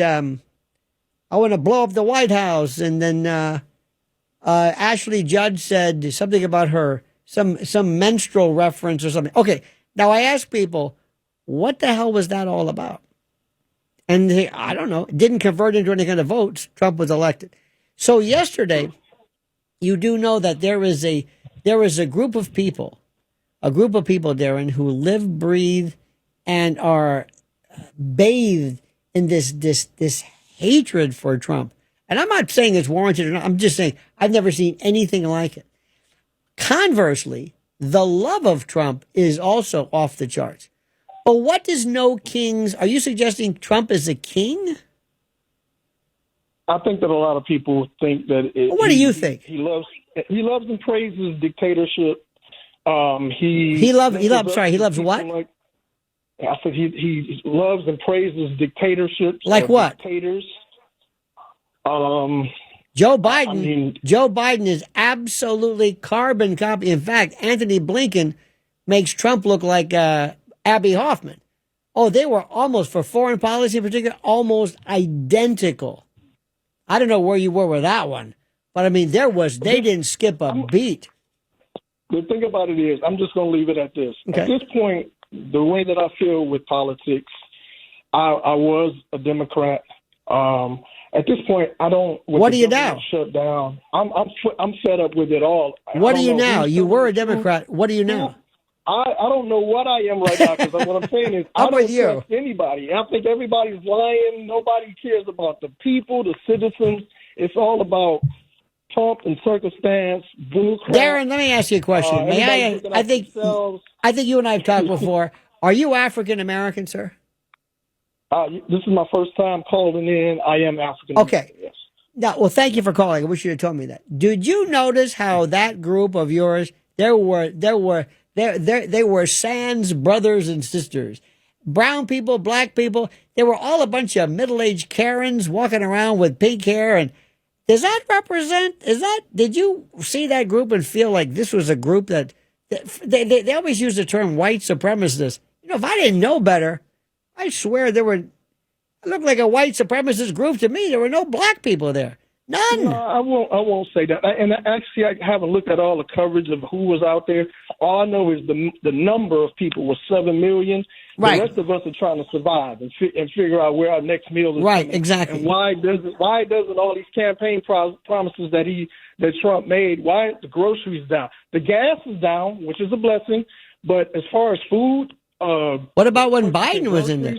By the way, Biden wasn't even there. What? We're not going. Are we talking about Trump? Oh no! But I'm saying, Biden's not in office right now. But what I'm saying Trump is in office right now. No. Talk about I now. understand that, but I'm saying the only time I've got, put it this way, the only thing I've got to reference in terms of comparison that Democrats seem to love is Biden. So much so that he could walking around soiling himself, yelling, "Who ordered the veal cutlet?" And they thought he was sharp as a marble. So anyway, listen, Darren, I want you to call me back, my friend. Thank you for your honesty. I appreciate it immensely. So please call me again. Take care. All right, sir. Our number is 800-848-9222. 800-848-9222. And if you're confused right now, that's the idea. Oh, my God. They're the only group where you have to sit there and say, I don't want to see this football game, but you showed up for the halftime and then you left. The opposite. Redefining marching. You'll never look at marching bands again. You know, lest you think that I'm just some kind of an apologist for Trump. Believe me, I am not. I'll tell you one thing, I cringe. This blowing people out of the water of Venezuela. What are we doing? Well, they're drug smugglers. How do you know? I don't know. Hey, look, we got that submarine. Who was on it? Who else is on it? I don't know. Okay. That ain't America. We don't do that. Oh, yeah, we do. You know what Venezuela's about. And by the way, the woman who won the Nobel Prize from Venezuela and then gave it to him, hello. If you don't know what that's about, I can't help you. Listen, not everything the president does is great, okay? I don't sign off on everything he does. His foreign policy, incoherent. Either way, he's the only one I've got. He's it. Let's go to Ron in Staten Island. Ronnie, what is it, Ron? What is it? How you doing? How are you? I'm fine. How about yourself? Terrific. Enough with the amenities crap. Let's get down to business, Ron. Let's get down to business. Okay, here's the deal. This communist is going to win. We all know that. Okay. Yeah, he's going to win, unfortunately. Okay. However, there are 2 points I want to bring out. Please. The following year, we have a governor's race. Vote. What race? Yeah. And I expect Stefanik to win in a landslide. I hope so. I hope so. She has to. She has There's to no is doubt. right. I hope so. By doing that, she will stymie that knucklehead who's going to become mayor. Correct. Because what he's doing is a will- lot of the stuff he's talking about raising taxes and this and that, it has to be done with Albany's approval. Oh, absolutely. Absolutely. I'm with you 100% on that one. Next point, sir. Okay. The next point is this. Since we figured that this guy's going to win, this Mondani, he's going to win, right? Now, we look at the people who come out to vote. In the last election, only 27% voted. Right. Couldn't this Mondani factor bring out a lot of fear in other people, and they'll just come out and do it for the first time? I would hope so, but I'm not counting on it. Nope. I'm not counting on it. But I mean, it could. Certainly it could. Let me ask you this. What about the following? Ideally, just mathematically, Curtis drops out, votes go to Cuomo, he's competitive, Cuomo wins, Curtis has to pay back, whatever. Well, that's a different story. Would you be against that? Would you be, No. I wouldn't be against it. I wouldn't either. I would sit there and say. Anybody but Mondani. Yeah, absolutely. You know what? Ron, why are you so smart? Why do you get it? Why? And you're on Staten Island. And I say that with all due respect. I used to be a political science major in college. It's not even political science. It's common sense. Yeah, you know. And by the way, do me a favor. Could you please be more relaxed? You're more like, I like that. Could you please do that? This excitement you're exuding, it's scaring me. You're effervescent. You're like Rip Taylor on Adderall. You got to calm down. You're out of control. Like I said, even 3 o'clock in the morning, and you're scaring me. This much energy. You're effervescent. You're effusive. You're efflorescent. You're incredible. You're a volcano. You're a Vesuvius of untapped ribaldry. And I thank you. Please call me again. No problem. All righty. You notice that? Calm? Some might say comatose. But does it matter at this point? Not really. Coming up next, what did John Bolton do exactly? I'll tell you. And they got him. Big time. The reason for the pardon initially was a little bit different than now. At the nascent period of our country, our republic, we didn't have district courts of appeal and motions for new trial and parole and motions for judgment of acquittal. We didn't have any rules of criminal procedure. I mean, we had something. Put it this way. The idea of the pardon was when we first started off. George Washington even pardoned a bunch of people from the Whiskey Rebellion. You remember that one? Of course you do. That's who he was responsible for. And it made sense. But there's no need for this. The president doesn't just say, you know what, it's plenary. He doesn't have to explain, but, I think you've suffered too much. As far as Santos, if that's your cup of tea, that ain't my favorite, but a lot of people are saying, you know what, the hell with it. If he pardons his son or whatever, we can do it too. And that's the way it is mostly. Well, if Biden did it, we're going to do it too. Okay. I'm not losing any sleep over it, but that's not what pardons are about. That's not it. You don't have, it's just, I'm going to pardon. And guess who is absolutely, the word is livid. Livid. Yes. That's right, everybody. Diddy. He is, well, there's a West Tampa word, I'm not going to say it, but it was, he is furious. He was supposed to get the pardon. What about me? That would have kind of made more sense. Man act violent? Maybe, but still, it goes against the notion of the pardon. The pardon is given too much. It doesn't mean that the president said, you're my buddy, I'm going to pardon you. That's not the way it should work, but that's the way it does work. Mark Rich, we can go down the list. Come on.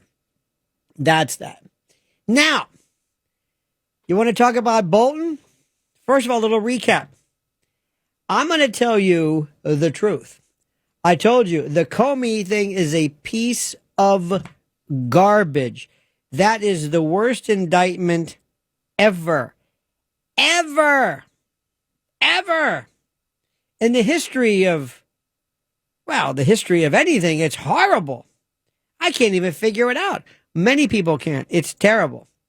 And it is going to be dismissed. It is going to be done. Period. End of discussion. Now, as far as Tish James goes, I got to look at that a little bit more because that depends upon how the actual indictment is worded. What does it say? What exactly does it say? What is the deal? So anyway, that's the issue. But let's talk about our friend Mr. Bolton. Former National Security Advisor John Bolton, who is a skeeve. He is an adversary to our good president, somebody I don't like. He's long known as one of Washington's most hawkish figures. Oh, my God. He was great at first, and then because he can't be trusted. Anyway, he's now on the other side of the national security spotlight. And it goes something like this. A federal grand jury in Maryland, not Eastern District of Virginia, that place is. What's her name? Hannigan? I don't know if she knows anything, but that's a different story. Anywho, a federal grand jury in Maryland has indicted him or charged him with 18 felony counts, 18 involving the mishandling of classified information, which is a stunning turn, ladies and gentlemen, for a man who once sat at the highest level of intelligence briefings and said that he wanted Trump put under the jail for what he did regarding Mar-a-Lago. Now, the case, while politically explosive, revolves around some very specific alleged acts. Listen to what I'm saying. Don't listen to anybody else. Listen to what I'm saying. Number one, keeping and sharing national defense information without authorization. Keeping and sharing. Now, but one detail has made the indictment especially serious.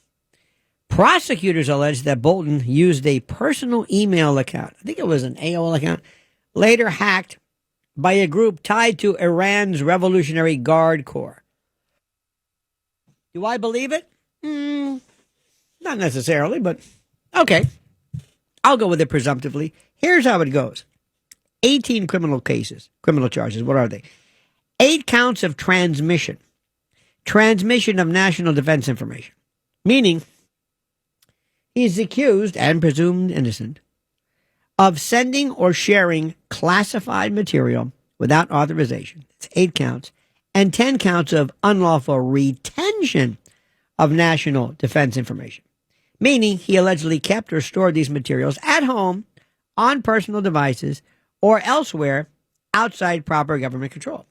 And you could say, well, Hillary, of course, did it. You can also talk about, remember the case of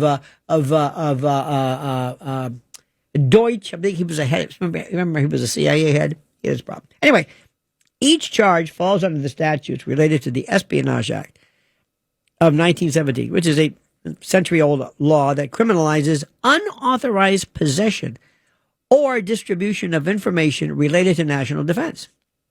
Espionage sounds like spying for a foreign government, but in modern legal use, it refers to simply the mishandling of sensitive information, even without intent to betray. Who was that guy? Sandy? Was it Sandy Berger? Who was it who shoved the papers down his pants? And I mean, this is serious stuff. You got to go into skiff rooms and what have you. Now, if convicted, Bolton could face decades in prison, although the exact sentence would be dependent upon blah, blah, blah. He's probably not going to get prison. But here's the story. According to the indictment, Bolton kept extensive diary-style records during his time as National Security Advisor from 2018 to 2019. These were not simple, personal reflections. They claimed that what he did was he would go to classified meetings, intel briefings, conversations with foreign leaders. He would then take this information, rewrite them, write the notes put on a Word document, and send them to his wife, I believe, or his daughter, who I believe is number 1 or 2, his family, to have them edit,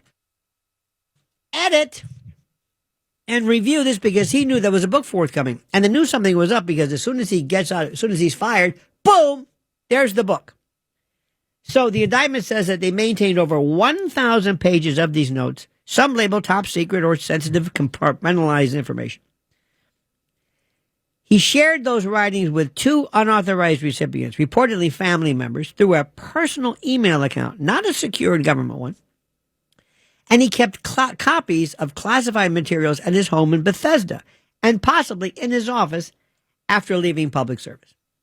The DOJ, to them, this is not some accident or oversight. They argue that Bolton, given his experience, security clearance, knew exactly what he was doing and how classified information must be handled. The distinction matters because under the Espionage Act, intent and willfulness determine whether something is a serious crime. This is incredible. So let me go back to what's going on. Remember this. He would sit in a meeting, make his notes, run back into his office, write on a Word document what he just heard, just remembered, just saw, with the purposes of maybe writing a book or something later about. Sent it on an AOL file or account, whatever. By the way, a lot of people still use AOL, believe it or not. And also in Hollywood, a lot of people are faxing things. Yep. Anyway, make a long story short, they do that. Then. He turns it over to his wife and his daughter, and they, of course, are reviewing this. So that's it. Now, what he's going to be claiming, here's his defense. He pleaded not guilty, of course, of all charges. Of course you do. You always plead not guilty. Why? Because if you plead guilty, it's over with. Anyway, he pleaded not guilty to all charges, and he insisted that the materials in question were not classified. His lawyers described them as personal diary entries, covering decades of public service, reflections, not briefings. They claim that the DOJ has known about the existence for years, pointing out that his home was searched by the FBI as far back as 2021, and that he wrote a book. He wrote a book. Now, here's the best part. He says, I wrote a book. I sent you the book. Your office looked at it. Your office reviewed it. You saw the book, and you said the book was okay. And they're saying, no, it's not the book. It's the information you got to write the book. What if I'm in the office and I'm sitting there, I'm writing all this stuff down, super top secret stuff, and I'm writing it down on my notes. And then I do everything that he does. And I send it to my daughter and my wife, and they're reviewing it. And my book comes out, and it's a coloring book that was approved. We don't care what you put in the book. It's the fact that you took these notes, basically top secret information, reduced them to writing, and sent them, and then kept them. Period. End of discussion. This is it. So he's going to say, this is the First Amendment. It's not the First Amendment. Nobody's talking about this freaking book. That's what he's doing. It's the book. Second of all, it's lawfare. Uh-huh. It's selective prosecution. Uh-huh. I'm going to explain this to you. There's malicious prosecution, abusive process, selective prosecution, and lawfare. Is it lawfare? Yep. Yep. Let's say that Matty Blaze is driving home in his Pinto, souped up, by the way. He's driving home and he's driving 80 miles an hour. Somebody says, wait a minute. Is that Blaze? Yeah. Pull over. You go, well, look what it is. So Blaze says, you stopped me, right? I sure did. These other people were going faster than me? Uh-huh. Well, I wasn't driving, I was traveling. Don't even start that with me, buddy. Don't even give me that sovereign citizen. But you stopped me. Uh-huh. Well, that's selective prosecution. No, you were going 80 miles an hour. Yeah, but you stopped me. Oh, that's right. Oh, because you hate me. I sure do. And you were going 80 miles an hour. You see, that lawfare stuff that's cute. Did Tish James go after Trump because of that? Yeah, of course. Oh, yeah. But she would say, doesn't mean he's not guilty. People all the time. Do you ever notice how sometimes the Italian mob, the Italian LCN, the alleged mafia, they love the Sicilian group, but they never go after, you never hear like, when was the last time you heard about the Russian mob or the Albanians or the Chinese triads? What, did they go away? I'm just saying, that's not front page worthy. Not if you don't have a nickname. What are you talking about? You see how this thing works? So yeah, I can selectively prosecute. I can go after you, but you got to do something. Now, a couple of things here. Malicious prosecution. This is interesting. Malicious prosecution happens when somebody is wrongfully subjected, to a criminal or civil case without probable cause. Okay, a prosecutor indicts you on false evidence and without real cause or probable cause to destroy your career.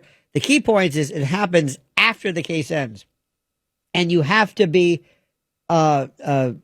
successful. You have to win. Okay, you got it?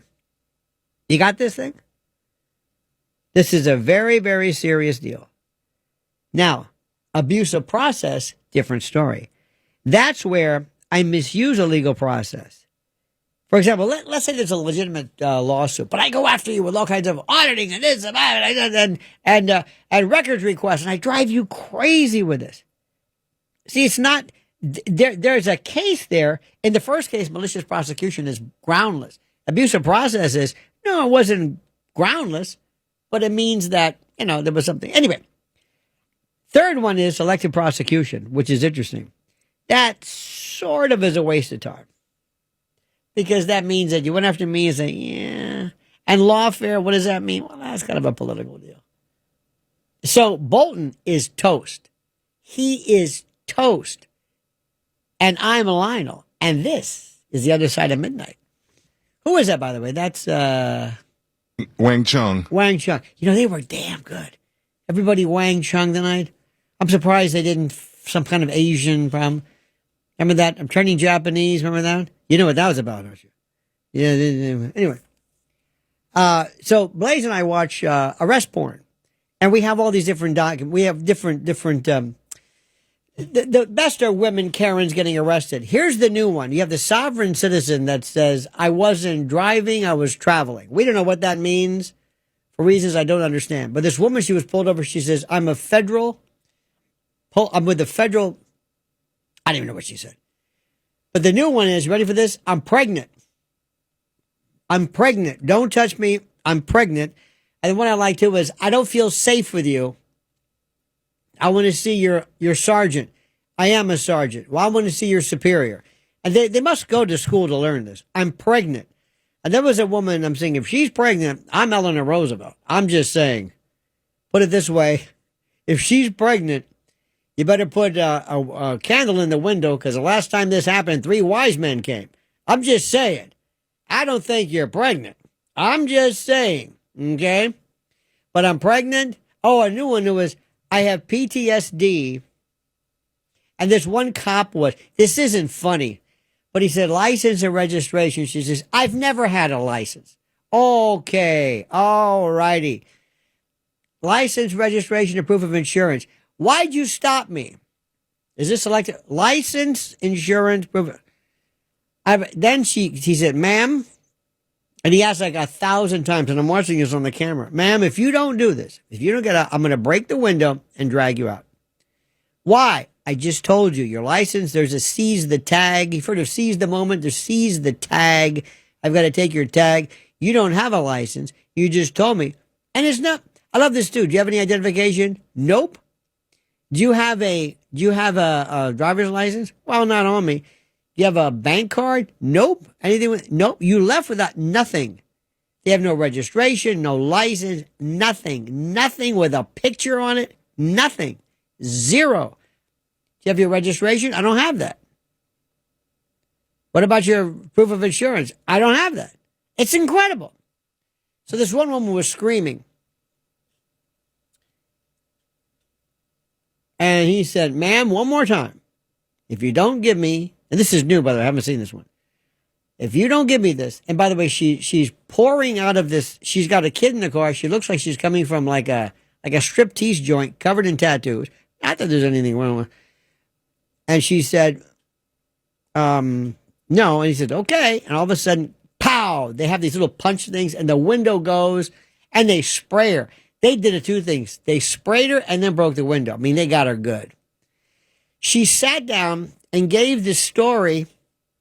She says, you don't understand. And it's not, I'm not mocking this, but she says, you don't understand. I'm suffering PTSD.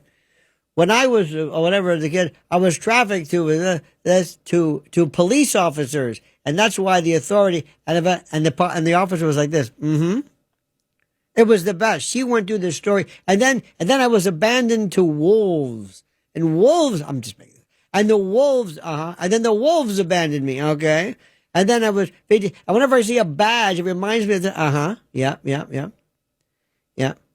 So the sergeant comes over and says, let me tell you something. I've got PTSD and depression and everything too. And they're going back and forth. This is the most incredible thing. They're arguing about who's depressed. So here's the thing. Listen, that's great. Why don't you have a driver's license? Don't you understand? Because when you're trafficked by wolves, you don't get a driver's license. Oh, okay. So this is why I know people are crazy. I mean, I know people are crazy. And that's why over the weekend, when I heard some of the things from these no kings, no brains, you realize, oh my God, some of the stuff they were saying.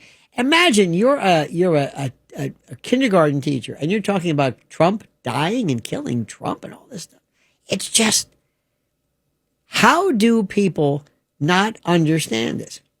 And while we're at it, you think somebody would say, John Bolton? Yeah. John, can I talk to you for a minute? Yeah. Listen, you do know that Trump hates you, right? Yeah. And he's vindictive as hell, right? And that doesn't mean he doesn't have a right to. I'm just telling you. John, I'm hearing through the grapevine that you might be having some notes or something that you reduced meetings onto a Word doc and you're sending them to your daughter or wife or both or something. Yeah. Well, that's not a good idea. That's not a good idea. Now, I want you to check with somebody in the Department of Justice. There's loads of lawyers who you could talk to, and you can say, lawyer-client privilege. Let's assume I did such and such.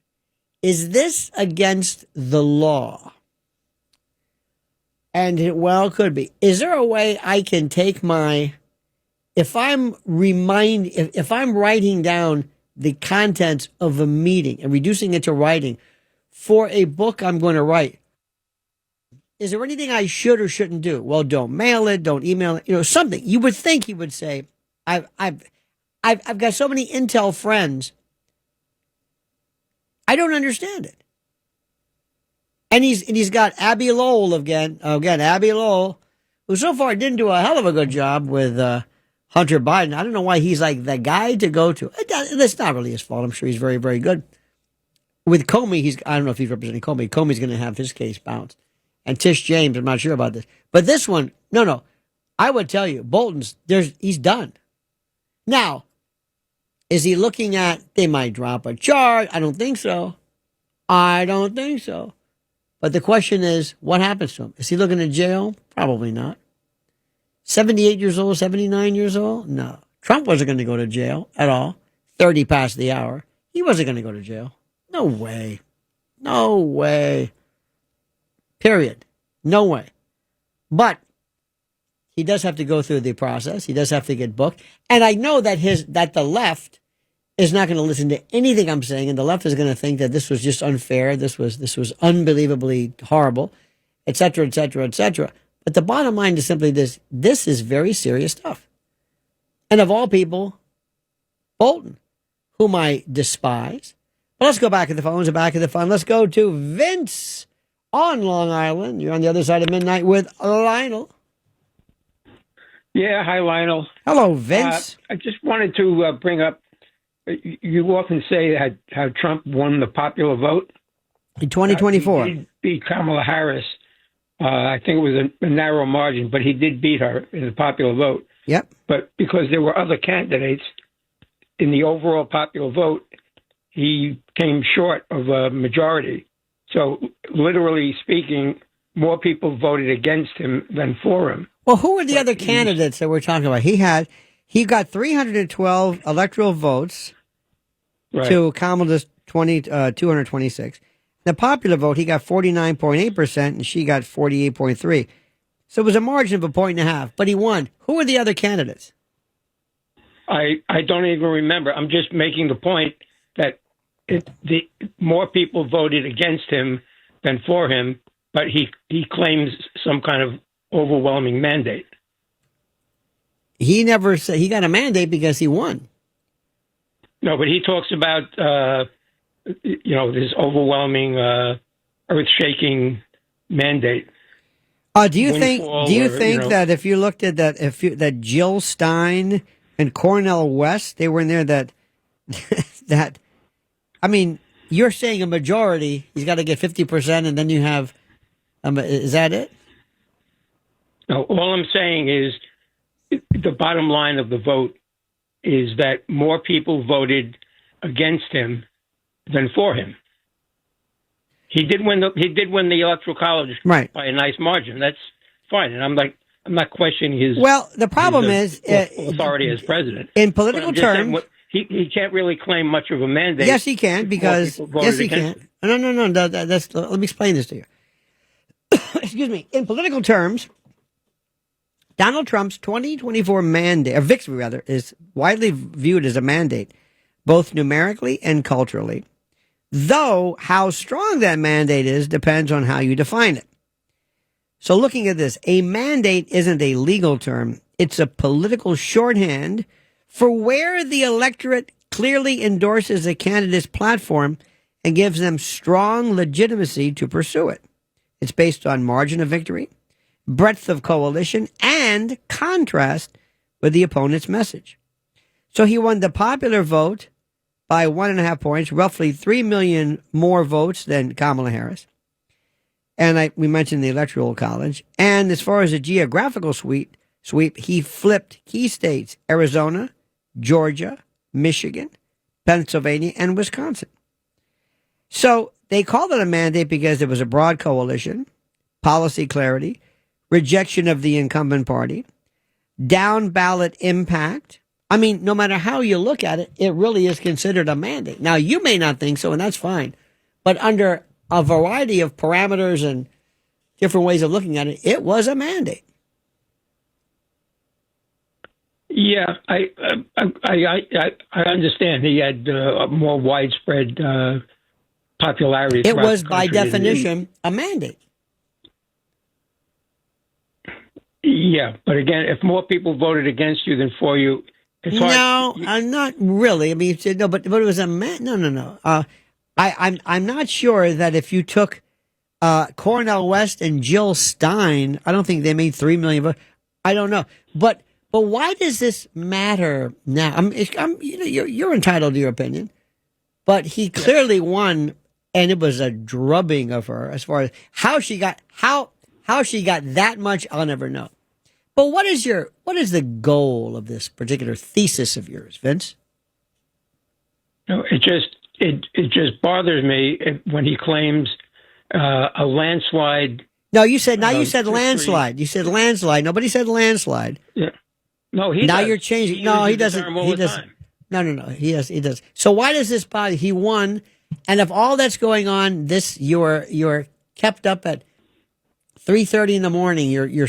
This is still driving you crazy. I don't know if he used. I don't know when he used the word landslide, but I'll assume you heard it. He does, Lionel. He does it all the time. But Vince, just do why a word does it, check? But Vince, Yes. again, out of all that's going on, all of the issues, domestic, foreign, economy, name it, the thing that you're zeroing in on, your focus, is the fact that he used the term landslide. Isn't that a bit? Oh, what's the word? Petty. Lionel, I have an awful lot of other things on my mind, and as soon as I finish with you, I'm going to bed. No, but I'm saying, out of all the issues, this is what drives you the craziest. Not the policy issues. It's not. It's not the thing that drives me the craziest. It's a little nit I want to pick. How about that? Okay. Let's call it that. And you've picked that it's nit. A nit I want to pick. You have picked that nit to death. And now that we've completely destroyed any continued nitpicking. Let me mention one more thing to you. Certainly. I think you'd be interested. Certainly. In presidential election history, this is, I would never have imagined this, but here it is. The top three vote getting between, including president and vice presidential candidates. Mm-hmm. Well, no, I'm sorry, just including presidential candidates. Okay. Biden in 2020 was number one. Trump in 20. Trump in 24 was number two, and Kamala Harris is number three out of the all time. How about that? Did you say 2020? Yeah, Biden in 2020 is 2020. Yeah, what's wrong with that? Lionel, you sound like you're ready for Halloween. You say 2020? You sound like you're ready for Halloween. 2020? Yes, sir.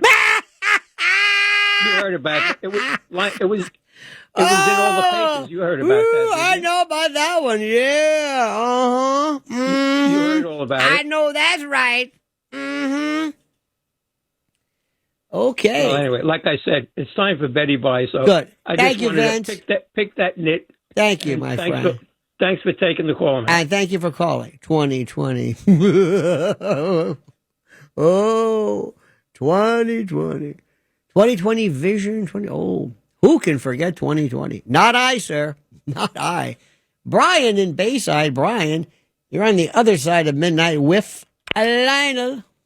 Good evening, Mr. Lionel. Yes, sir. Real simple question. Not 2 years, not 4 years, not 10 years, but when the Democrats do eventually get back in, which time, will tell us they will eventually, what the hell are they going to do? It's not going to be pretty, my friend. They are going to stack. It is not going to be pretty at all. I mean, this tit for tat back and forth.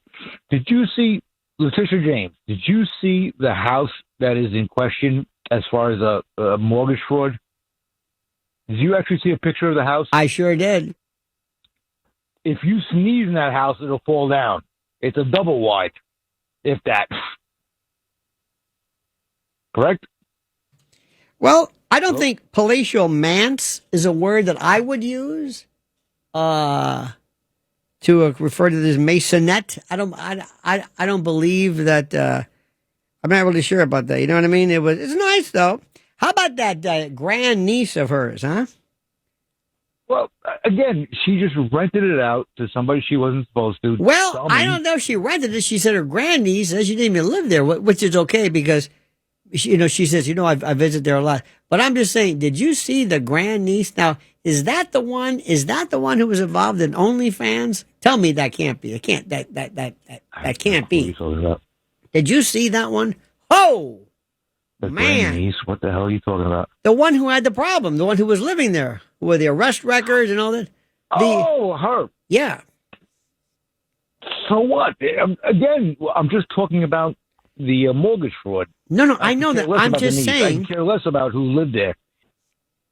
No. What I'm saying, going after her over nothing. By the way, by the way, you Yes, sir. couldn't care less. You couldn't care less. Not could care less. That's number one. Number two, if you're going to be the subject of this scrutiny, and it turns out that this is the person who lived there. By the way, neighbors said they never saw Letitia, which may or may not matter depending upon the indictment. But if this is your relative with a rap sheet a mile long, it'd be better if you had a relative who was there who was this, this cleric, this pious who read to the blind. I mean, what? A little mistake by her. Anyways. All right, buddy. Good night. I'm going to lose myself. All right, Brian. I don't know where that one went, but that's a very interesting story. Somebody emailed me and says, whatever happened to Donald Trump's claim of no tax on Social Security? Did you ever hear that? I was like, that's a good question. So I looked this up. And here's what happened with Donald Trump's promise of no tax on Social Security benefits, how the proposal evolved, what's actually in the law now, and why it is not the full repeal of taxation that was pledged. During his 2024 campaign, Trump repeatedly stated that seniors should not pay tax on Social Security benefits. The idea eliminates federal income taxes on Social Security payouts. What Congress did and the law actually delivered, rather than a complete repeal, the legislation called the One Big Beautiful Bill, or OBBBA, includes a bonus deduction for taxpayers age 65 and older, up to $6,000 for individuals, or $12,000 for married couples under certain income thresholds. It does not eliminate the taxation of Social Security benefits for all recipients. Some beneficiaries will still owe federal income tax on their benefits depending on their overall income and tax status. The reason for this partial approach, rules in Congress, notably the Byrd Rule, restrict how much you can change programs like Social Security via budget. So that's good. I hope they do something on no tax on tips and that other jazz as well. But it was a good notion, a good idea. You know what I mean? Our number is 800-848-922222.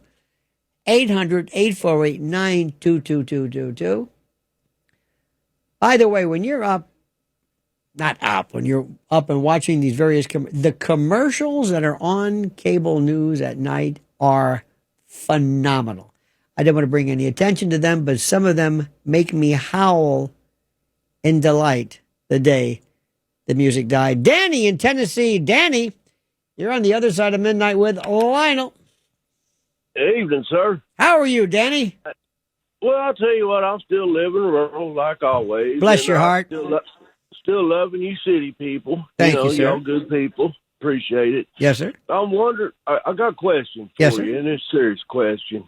Is there like an address that I can send like a wreath of flowers to or some condolence cards or something if this Mondami guy gets in office? I mean, for the death of New York City.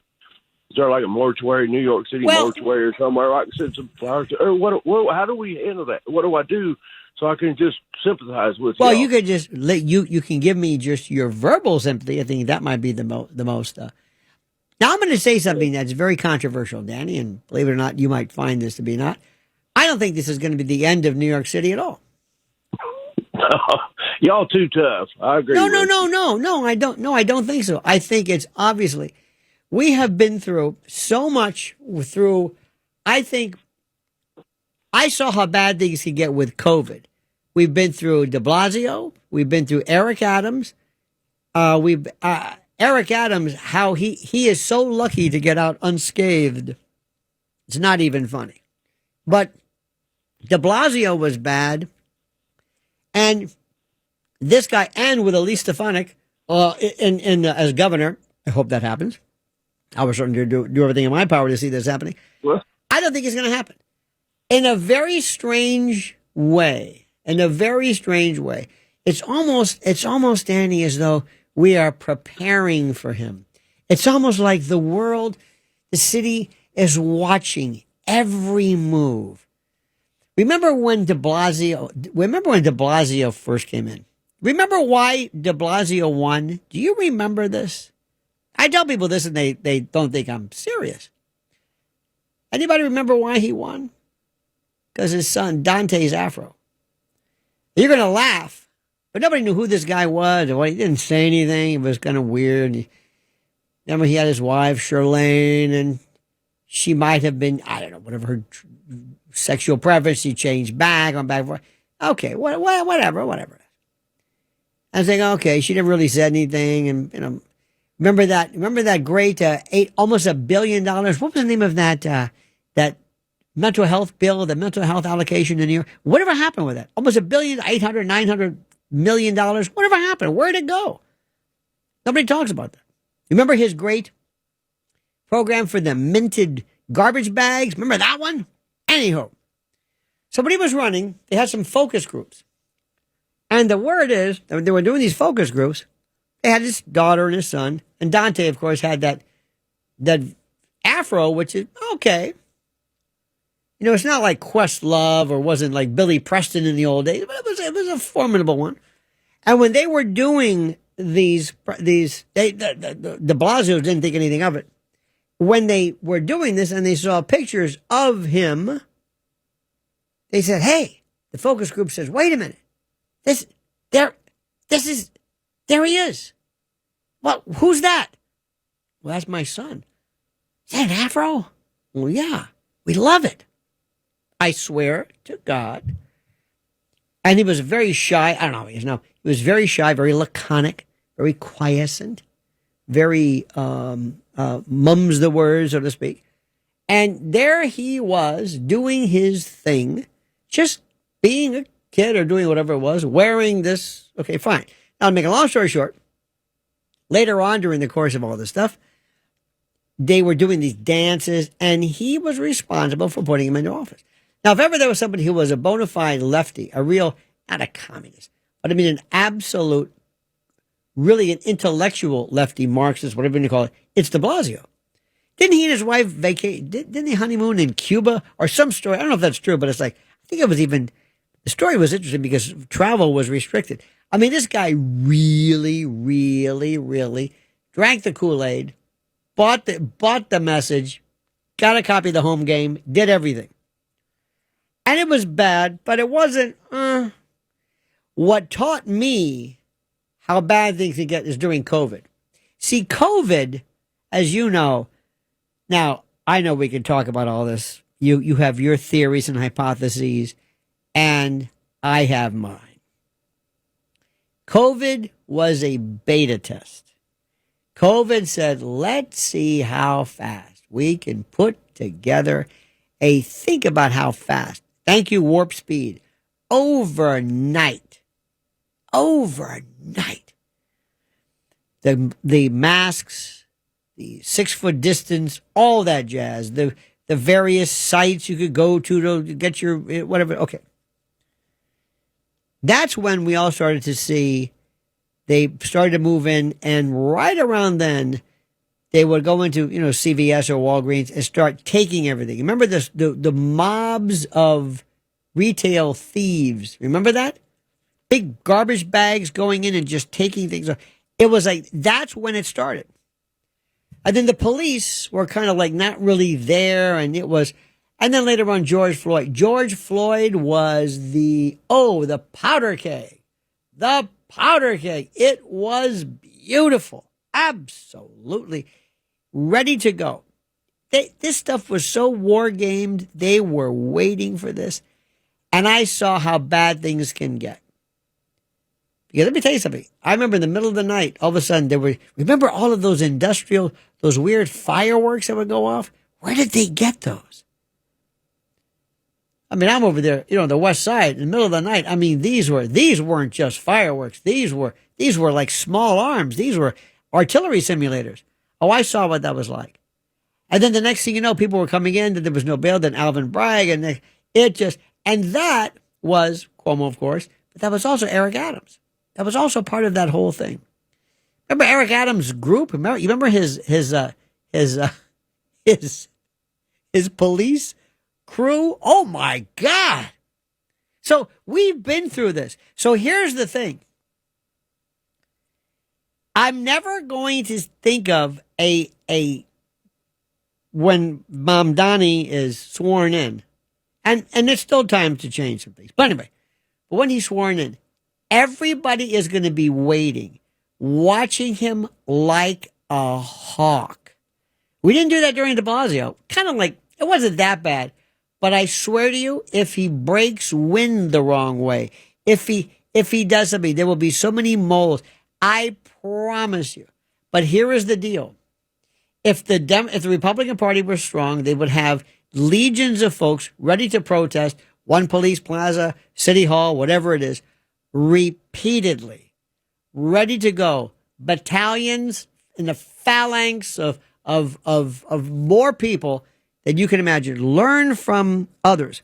Every time he does something, every time he involves himself in the silliest, stupidest, whatever it is, anything that he does that veers from that which is expected, anything that seems ultra-left or communistic or Marxist or whatever it is, it's immediately everything he signs, every person in his cabinet, they will vet and isolate. It's like we are put on notice.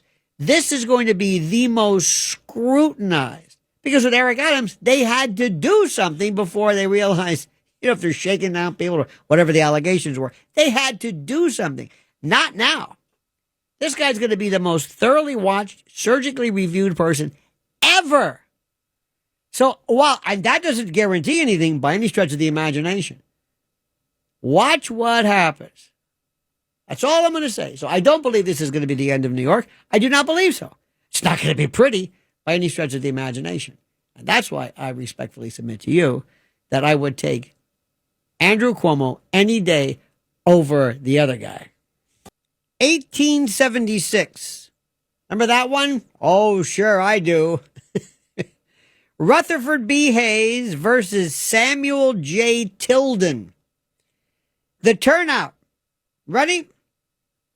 82.6%. This is often cited as the highest turnout rate ever for a U.S. presidential election. And it occurred under extremely contentious and, I guess, even chaotic conditions. The disputed electoral returns, Reconstruction era, intense political conflicts, disputed electoral returns. Hey, there's something. So why it's difficult to believe? Understand something. Getting over 4/5 of eligible voters to turn out is almost unimaginable in modern context. Also, the eligible voters at that time were a far smaller and difficult group than today. Only certain men, many Southern blacks being suppressed, etc. So when you compare it to modern participation, it gets a little bit more difficult, tricky to interpret. Here's the second one. Abraham Lincoln against Stephen A. Douglas. 81.2%. One of the highest turnout rates in U.S. history. And it happened in the lead up to the Civil War. The stakes were enormous. Tensions were crazy. And why it's puzzling is that in 1860, the concept of eligible voters excludes, of course, many people, and the sectional breakdown is extreme. Also, modern turnout percentages seldom get near that. Okay, number 3. William McKinley against William Jennings Bryan. By the way, William McKinley, a fraternity brother of mine. Turnout 73.7%. Why was it important? At the turn of the 20th century, this level of participation was unusually high and also remains higher than most modern U.S. presidential elections. Compare that to the New York turnout for mayor. 2020, number 4. Sorry. 66.7% of eligible population. It's the highest turnout by percent in the U.S. since 1900. No comment. Don't say anything.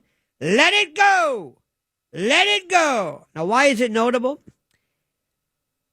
Because they say in the modern era, with vastly more eligible voters and greater complexity, hitting 2/3 is impressive. I'm just going to let it go. How about this one? 1788 to 1789. The turnout, 11.6%. George Washington. 11.6% of the voting age population in the states that held popular vote participated. Why is it important? At the opposite end of the spectrum, this shows how in the early days, eligible meant something very different. Property requirements, fewer states holding popular votes, etc. And why it's hard to fathom is that it's almost unimaginable today that so few eligible voters would cast ballots in a presidential election. But it reflects a different era. So this is 11.6%. I find that fascinating.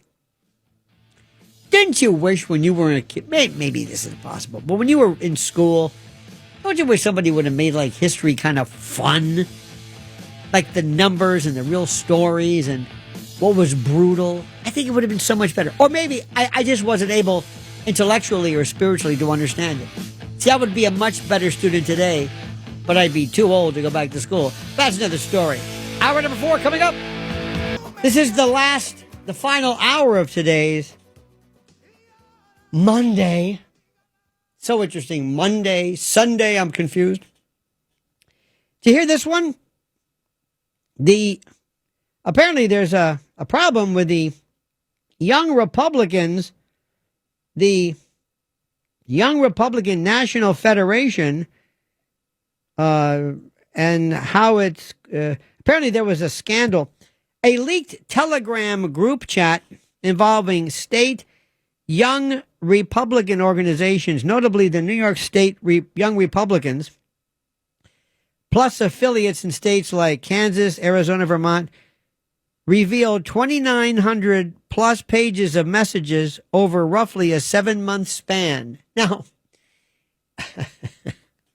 what is the matter with these people? The messages contain extremely offensive content such as racist slurs, demeaning remarks about black people, indigenous people, and others, anti-Semitic and pro-Nazi references, praise of Hitler, jokes about sexual assault. One says, rape is epic. That was a quote. Threats, violence tinged language. And some of the participants in the chat had formal ties to the GOP. And the state Young Republican apparatus moved to suspend the chapter's statewide charter. In Vermont, a sitting state senator resigned after being implicated. And you got to ask yourself very simple these questions. And I want to tell you how it starts out. Give you an example of something. Imagine you're trying to talk to young people today. Remember when your parents were saying, now listen, I don't want you smoking that dope. Okay, all right. That'll give you frog babies with gill slits and you'll get a drug addict. Okay. That's the way we used to say it, right? Now, today you say the following. Let me give you an example. I've got a friend of mine who's a commercial airline pilot. And I said, "You ever see anything up there in the cockpit or when you're flying? Or did you ever see anything?" And he said, "I don't know." I said, "No, serious. You could tell me." He said, "I don't know. Not really." I said, "You're not going to tell me?" He said, I didn't say anything." So he's sitting there with a friend of his, and this old timer says, "Son, there's one button in here that can get you in a lot of trouble. Get you fired." And he's looking around. You know how many buttons there are and switches and toggles inside a cockpit? He says, just look around. So he's looking. He goes, "That's not." So finally he says, "Okay, it's whatever. I don't know. I give up. What button can get me fired?" And he picks up, the phone, the microphone. He goes, "This one." And the microphone. "What you say on this?"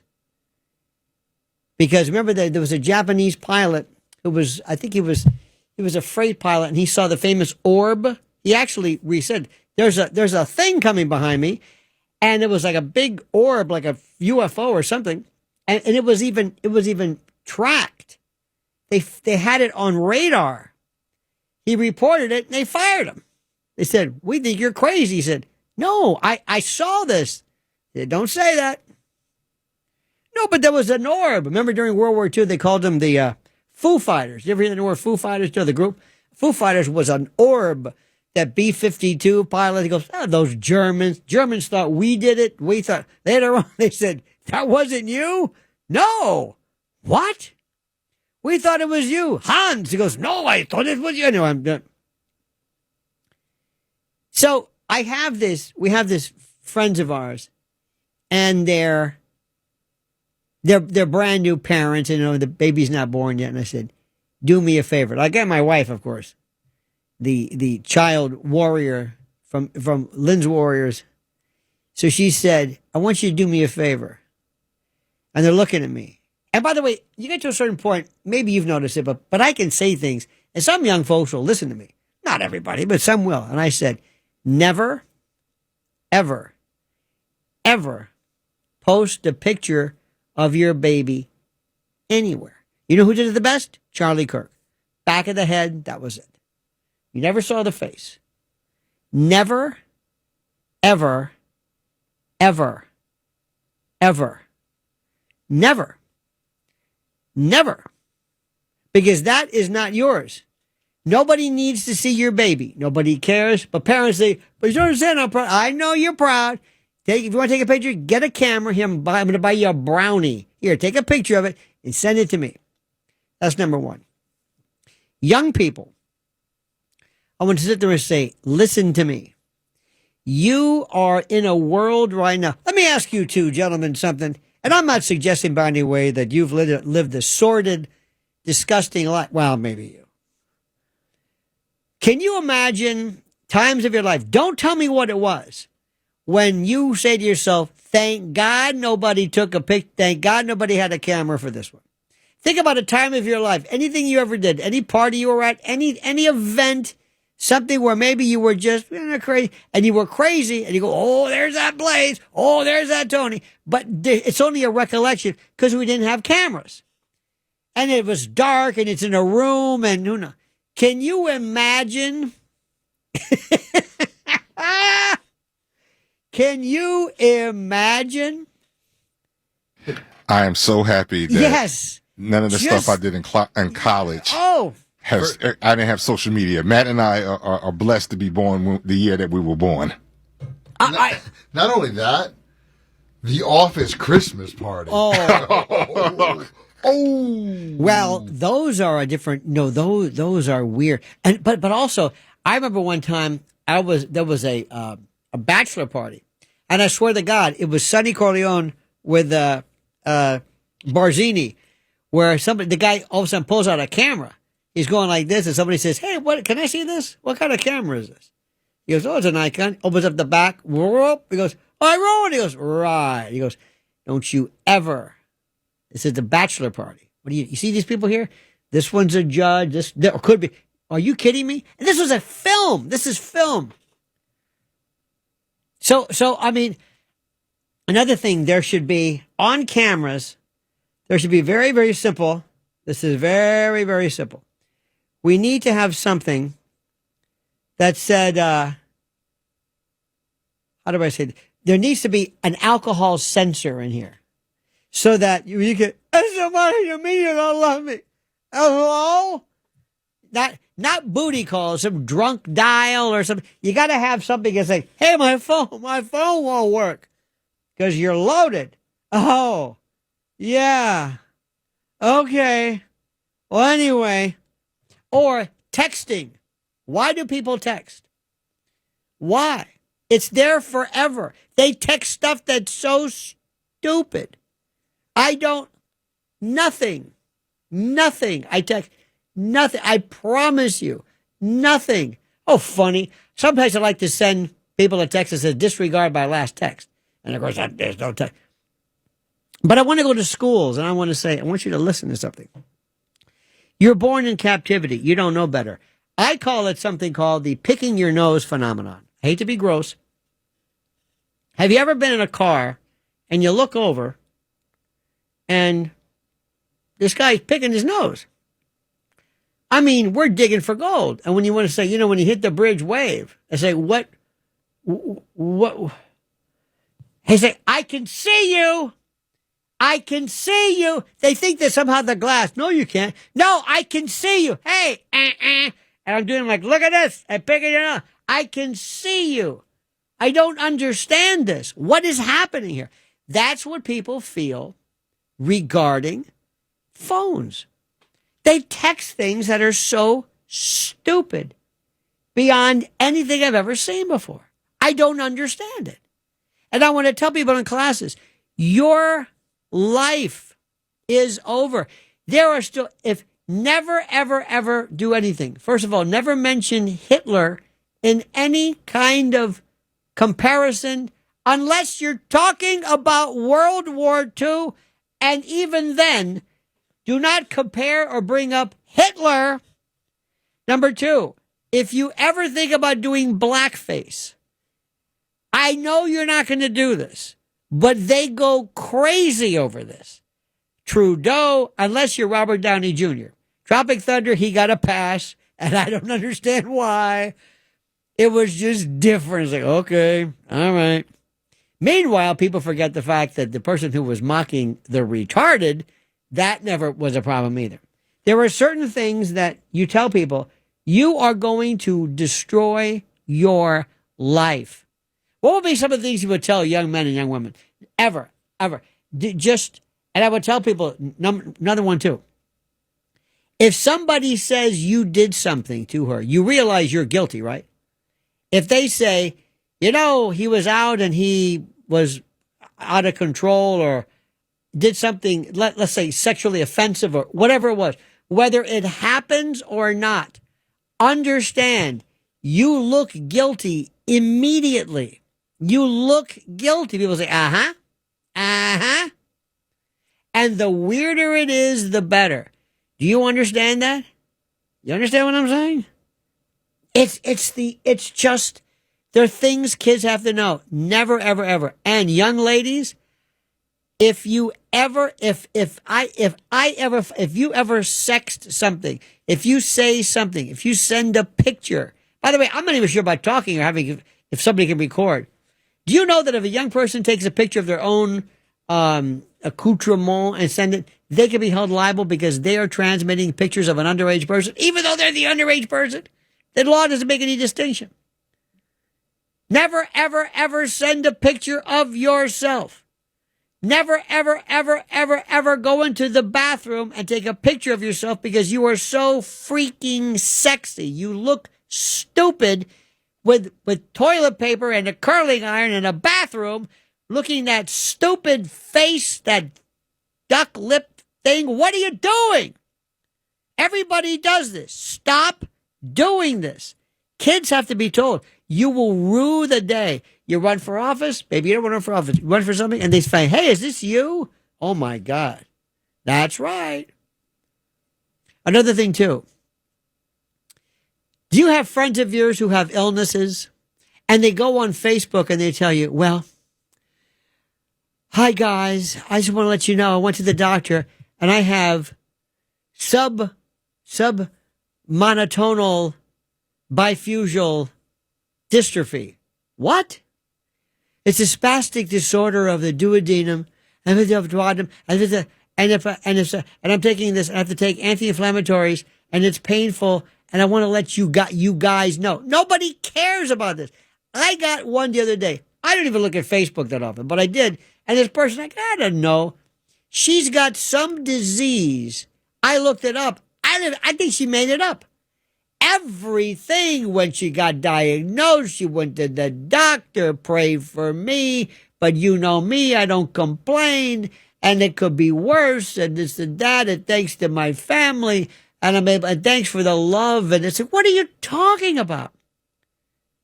And I want to go pick her up, put her in a car, take her to MD Anderson or Sloan Kettering and say, here, talk to these people about your problem. Let's go to the pediatric oncology ward. Talk to your parents about your subtonal clinical Maldovian mitochondrial bifusial dysplasia. Go ahead. Tell them. This is a discomfort. These people are fighting for their lives. I mean it. There's something, this me, this narcissistic. And something happens with these phones. It's like the guy picking his nose in the car. They think that nobody's going to see this. You're crazy. Don't do this. Understand what's happening. There, I feel better. But nobody's listening. This is Lionel, and this is the other side of midnight. Just saying, you have no idea how much I just see this stuff all the time, and I go berserk.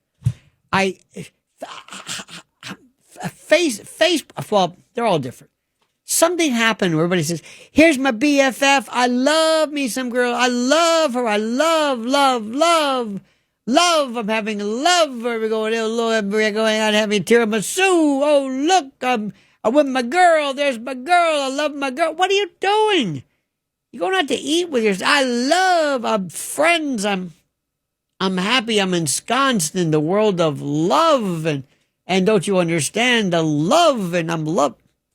It's demented. It exacerbates and potentiates levels of mental illness we never thought even possible. Carol in Chicago, you're on the other side of midnight with Lionel. Hello there. I have to agree with you. You know, I'm old enough to remember my parents and the history of Lindberger's baby and no, Lindbergh, not Lindberger. Yeah, not the cheese tart. Anyway, I'm in the Midwest, and you know, people put these signs up all over their lawns. Yes, it's a boy. Blue storks everywhere. It's a boy, letting the whole world know they've got a brand new baby in that house. Yes, thank you. Are you insane? Are you? Or what about this? Congratulations, Michaela. She graduated. She's with the Spartans or whatever. I said, great. So you've got a 17-year-old who just graduated, or 18. Oh. Name, and I know her name. I don't. I know why. I go crazy with it. My boys are 41 and 39, and I don't know. We were before all this insanity, and one boy, the 41-year-old, isn't even on Facebook at all, and the other one, he's in a band, so he has to be on it, but he's not usually doing anything ridiculous. I'm on it, but I've got a picture of my cat. It's not me. No, but no. Listen, I'm not. Listen. Crazy. I don't it want is to a put my wonderful personal thing. life out It is there. a wonderful thing. To just keep in touch with people, and I think it's great. One time I put up these stupid things. First of all, I did this thing where I wrote this thing out because I was just feeling kind of bored, and I said, I can't believe I'm my age and the death of a pet would affect me so greatly. I don't know if any of you guys, I hate that you guys, I never say that. I've never said that in my life. You guys, hey guys, you guys, waitresses say that, hey, what do you got? How you guys? I don't see any guys around here. You're 12 years old. Anyway, so I said, anyway, you guys can probably sympathize with me. I said, the loss of a pet. I can't believe it. After Toby, I made up a name. Toby, this and that, and blah, blah, blah. And it's true. Toby was a goldfish, and this was 40 years ago. I still think about him all the time. And I obviously wrote it as a joke, right? Okay, fine. So guess what happened? People started weighing in. I know, my thoughts. I say, did you read what I just said? This is ridiculous. This is ridiculous. It's a fish that died 40 years ago? Come on. Am I that petty? No. They went into the auto mourn. Oh, what about this one? Whenever somebody dies, auto mourn is this. Whenever somebody dies, let's say Ace Frehley. Okay, all right. It's a tragedy. Yeah. But people will say, I was shocked. But people will say, no words. No words. They're so shocked. Or I have other people I know who they immediately dig up every picture of, I got a picture with him. And there's a picture of the guy who just died. And they're saying, see, I met him. There's a guy I know on radio years ago who, this was at WABC years ago. Or maybe PLJ. I swear to God, he's got a picture with everybody. Either that or it's Photoshop. Everybody. When Slobodan Milosevic died, being Slobodan, he came through and was like, I don't think that. Everybody, he's got pictures of everybody who's dead. And what does that prove? Well, the other thing is when everybody asks for prayers. Oh, yeah. It doesn't matter who you are or what you are or anything like that, but they don't tell you why. Yeah, right. So everybody puts these hands up, the prayer. And I now I'm like, oh my. I mean, I saw one for tell you. me what I'm praying for. I saw one, Carol, for you. You're going to love this one. This is the one where I thought there's got to be a place in hell for this. It was this guy's mother, and apparently she was on her last leg. I mean, she was really bad, in extremis. At any time, they're going to call a code. And she was in a hospital, and at least he had her, you didn't see her face, but her kind of like gnarled, kind of purplish, varicose hand, like almost like fallen out from under the sheet. It looked like death. Anyway. Sure. He's standing. No, he's next to it. He did a selfie with a look of being sad, like, oh, look at my mom. And I thought, there's a place in hell for you. Mm-hmm. There is. I had a girlfriend also, and she became addicted to these selfies and this crazy stuff. And then one day we were together somewhere, and she just took pictures. I didn't pay any attention. Next thing I knew, it was up there. Right. And I called. I said, don't put a photo of me up there without asking me. Right. Are you insane? I was at a place. We were having a birthday party, and I was enjoying myself. My husband was there. We were all having a nice time. I don't need the world to see that. Right. And also, I have one. This is my favorite. If you're going to take a picture, at least have some rudimentary skills as far as this. For example, if two people or three people are taking, let's say there's a group, and you and your sisters or your family are standing there. The rule for me is very simply this. All right, tell me who goes first with the pictures. By the way, 30 past the hour. Thought I'd let you know.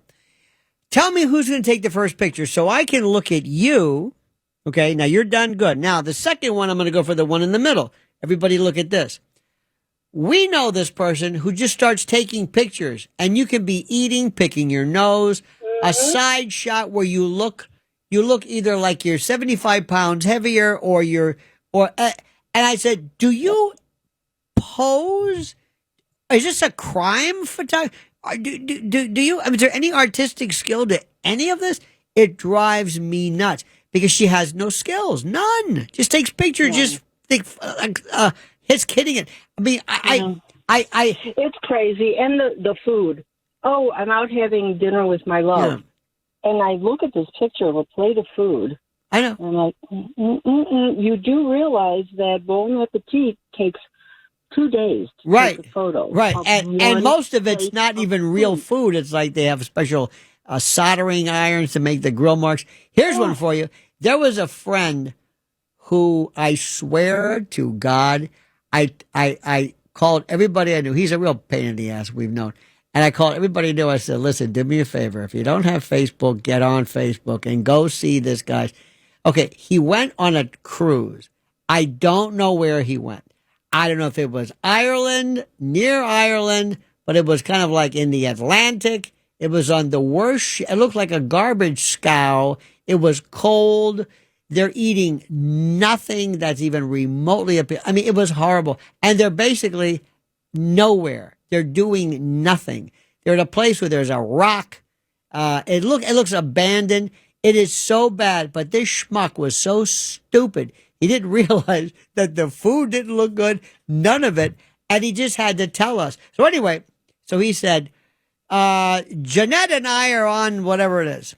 So I wrote in, and I never do that. I said, how long will you be gone? And he writes back, a week. I write back, so you're not there now, right? At your home? No.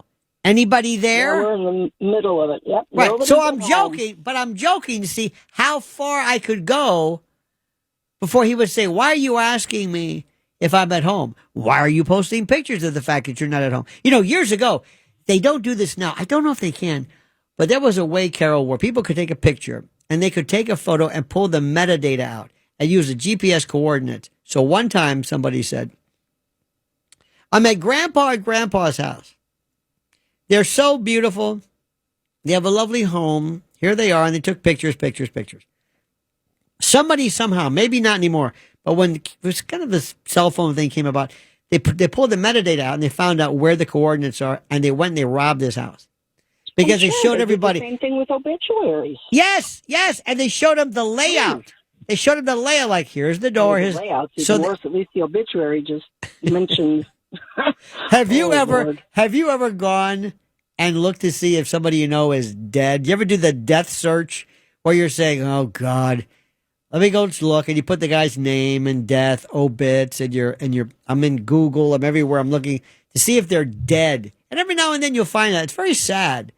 But I'm thinking, here I am. By the way, last thing, I'll let you go. When my wife and I are watching something on TV, my job is to find out, is he dead? Shirley MacLaine, is she alive? Hang on. No, she's alive.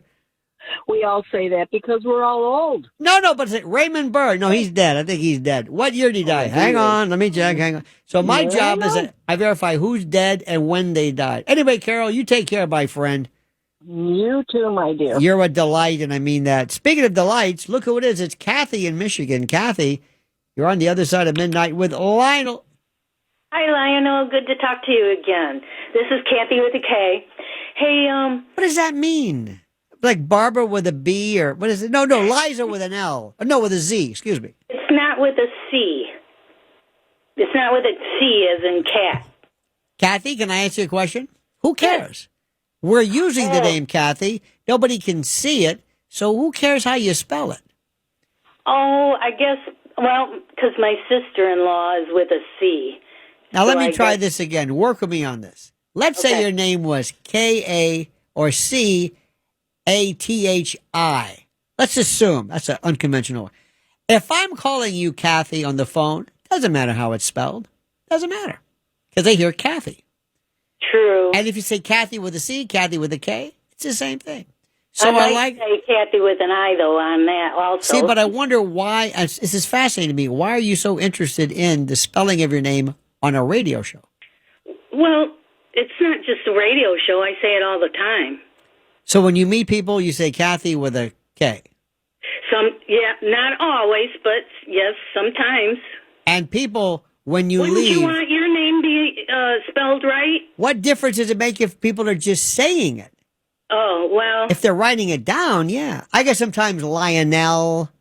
well, you know one thing, too. It's a way to distinguish me from your other What the heck are we talking about here? And then That's a good maybe you'll point. remember me. Uh-huh. It's a good point. Yeah. Because, like, if I call again in the winter... What are we talking I'm about? going to be not in Michigan. I'll be in the South. This is incredible. I'm a snowbird. What does that mean? I winterize in the South. And where in the South? Can you be more specific? Where in the South do you go? Georgia. Georgia? Yeah. Could you have gone a little bit more south? I mean, Georgia's fine, but, you know. No, just Georgia. Any name of the city? Any particular... Well, if you want to know the city, it's Waynesboro. How do you spell that? Is that O-R-O or O-R-O-U-G-H? Well, the way I always identify it as I say to people, I say, think of Wayne's World, party on. Right. What about the borough part? Well... Is it B-O-R-O or B-O-R-O-U-G-H? Or borough like a mold does? B-R-O-U-G-H, and now it's just cut off to Waynesboro. Now, Waynesboro, I understand that's a big nudist area, isn't it? Oh, no. Well, that's what you say. I wouldn't blame you for being... And also, I understand the town's so small, the head of the mafia is a Filipino. That could be, because the town is very small. Well, how did you end up in Waynesboro, Georgia? I'm curious. My husband got a job there. So you're here in Michigan now, right? Yes, that's our home state. And where is he now? Is he in Georgia? I will admit, I shouldn't say this. You all were just talking about not saying things But well, so much for that lesson. yeah, not You're being just spilling personal, your but guts, yes, he aren't you? is. He's So let me still get this working. straight. So your husband doesn't live with you. You're separated. Well, just I'm down there in the winter. Oh, the winter. So basically, the winter is what? I don't know when the winter is. So basically, you don't see him. So when you Not so much in the summer. He comes up every once in a while. comes up that's a marriage I like. That commitment every now and then. Hey, we've been together 40-some years. At So. least if that's what you call being married, well, I'd see him sometimes. I don't know. Oh, well, no, this just came about Sure, of maybe course. 10 years ago. 10 years ago just came about. So for 10 years, you don't even live together. I like the way you say, well, we have our summer home in Waynesboro, Georgia. Oh, you mean, well, no, I'm just going to go visit him there because he doesn't even live with me. We're separated. We're estranged. No, everything's fine. Well, let me ask you a question. Okay. Imagine one couple, they don't live together, and then there's you. They both look identical to me. They don't live together, which is, listen, if it works, that's great. Now, let me ask you something. Can you trust him? Is he Oh, yes.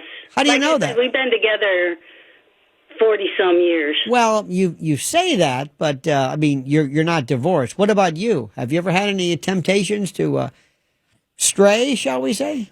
Oh, no. Oh, come on. Little No, tart like you? Are you kidding me? Come on, be honest. I can see you going to some German American club or some bunco club that says, "Hi, it's Kathy with a K, not a it's C." Italian. I'm half Italian. What difference does that make? Okay, fine. You go to the Knights of Columbus or whatever it is, or the Little Italy, Sons of Italy, and you walk and say, "Hi, I'm Kathy with a K," and the rest is history.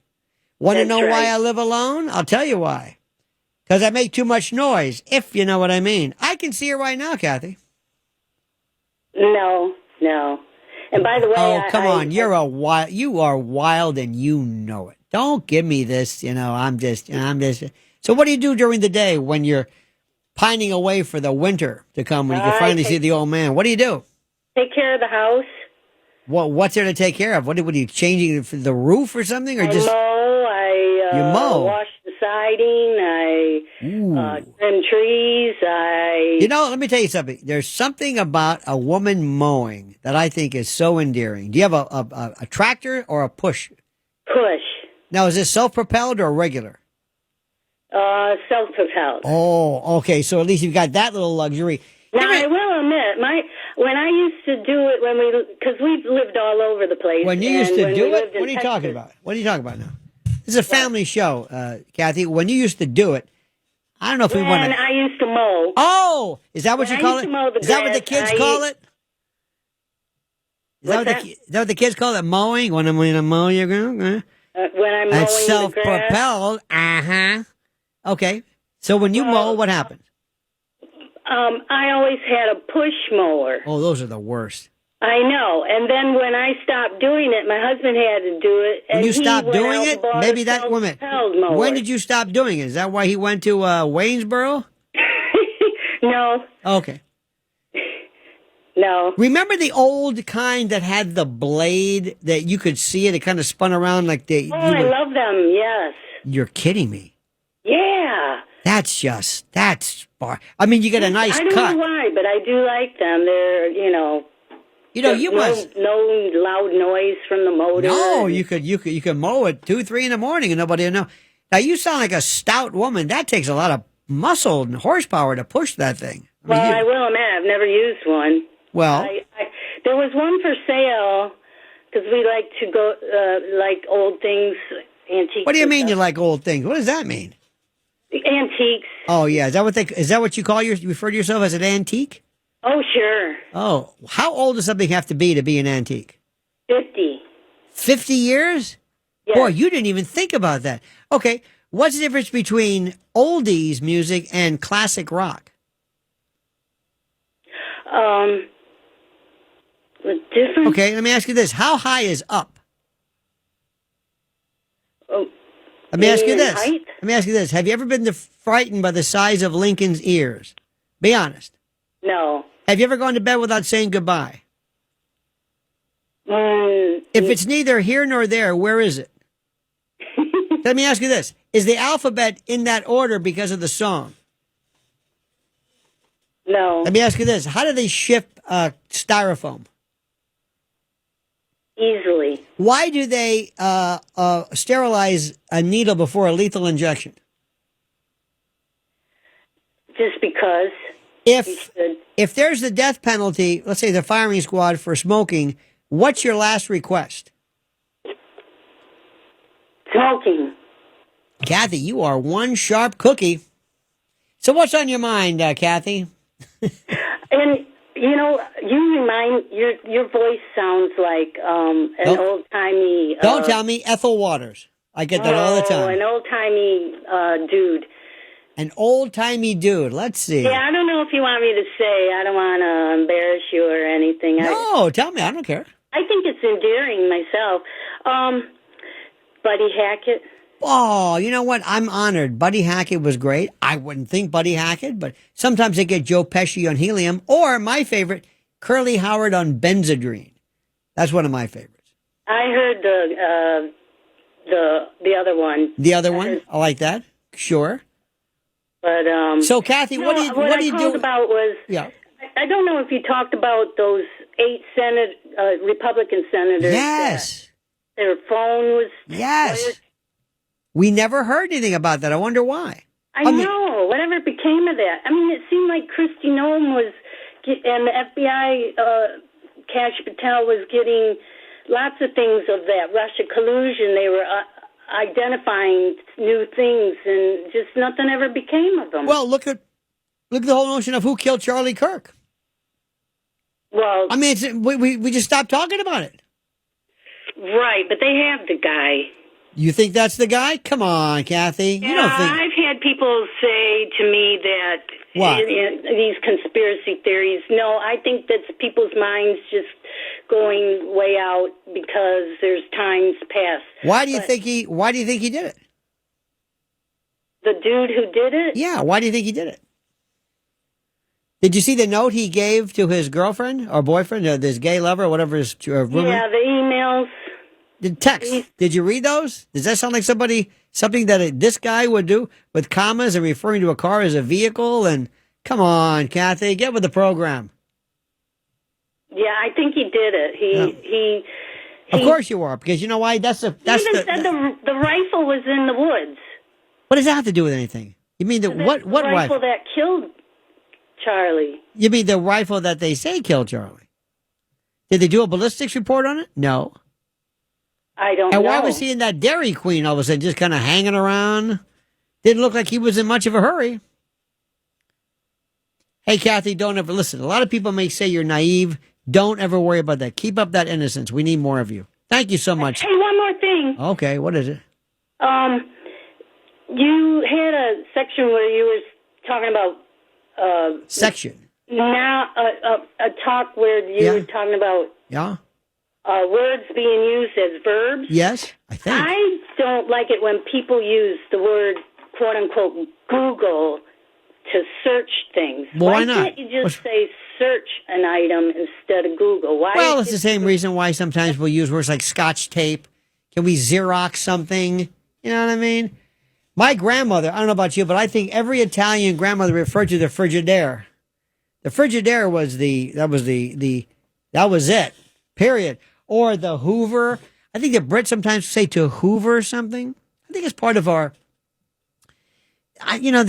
There's a couple of phrases I can't stand. One is no worries. Like thank you. No worries. I drives me nuts. And used to be no problem. No problem. I think we're kind of getting away from that. Do you remember how in the in some of our more urban friends everything was, do you know what I'm saying? Do you know what I'm saying? So anyway, so he arrested me, you know what I'm saying? So I went to the police officer, you know what I'm saying? And I said, hey, do you know what I'm saying? I said, you haven't said anything. And somebody one time started off a sentence with, you know what I'm saying? I said, you didn't say anything yet. At least give me 2-3 words in, then hit me with, you know what I'm saying? Can't take that. Remember hilarious? Louis C.K. does a great routine about that's hilarious. Everybody said that hilarious. That's gone. What are some of the words now that drive you crazy? I hate these. We'll get on something, and you'll hear this word all the time. Oh, bruh. Bruh drives me crazy. Bruh. Hey, bruh. Like, oh, bruh, bruh. Bruh is, it. It's not like, it's beyond interstitial. It's an every other word. And I see this other bruh. Oh my God. I don't know when that happened. I don't know when it came about, but I'm waiting for it to go away. In any event, our number is 800-848-9222. In the last couple of minutes, let's be a little bit light. What words or phrases drive you up the wall? How about mispronunciations? Supposedly. Able to be supposed? I don't think that's what you mean. Supposedly. Well, he had prostate surgery. What?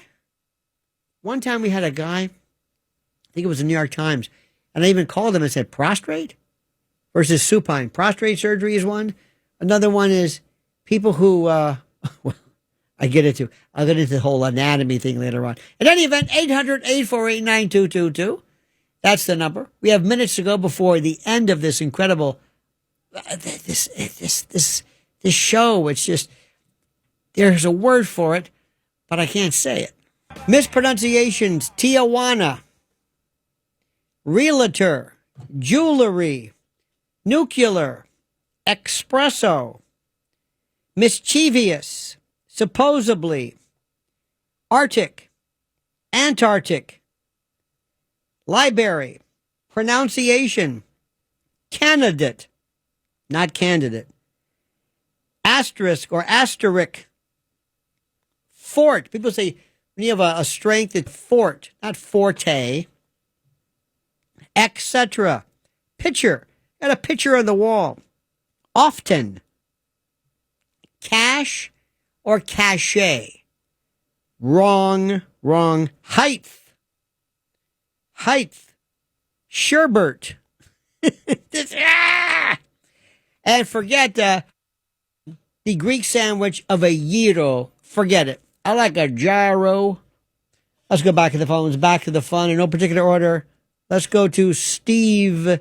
Steve in a magical place called New Jersey. You're on the other side of midnight with Lionel. Lionel, good morning. Yes, I'll sir. be quick. I just woke up at 4:30 this morning, and the first thing I heard was your reference to no worries. Yes. No problem. That drives me absolutely blanking crazy. Why do you think that is? I'm with you. Why? I was taught in business you don't use negative words. I'll say it to the checkout person. I'll say it to the bank teller. There's a bank around here that taught their people to say, "It was my pleasure." Wow. Wow. Wow. That's, how you know about what? that? I don't even think that even exists anymore. That's incredible. Todd in New Jersey. Todd, what melts you? What rankles your ire? The phrase someone comes up with when they're speaking of something and says, just saying. Right. It's like, oh my God, I want to break somebody's freaking face. Why does that? Why? There must be a reason for that. Because they think it gives them license to say something crappy. Yeah, or they justify it. I like when people also say things like phrases they don't really mean, like, well, to make a long story short, no, you're making it longer.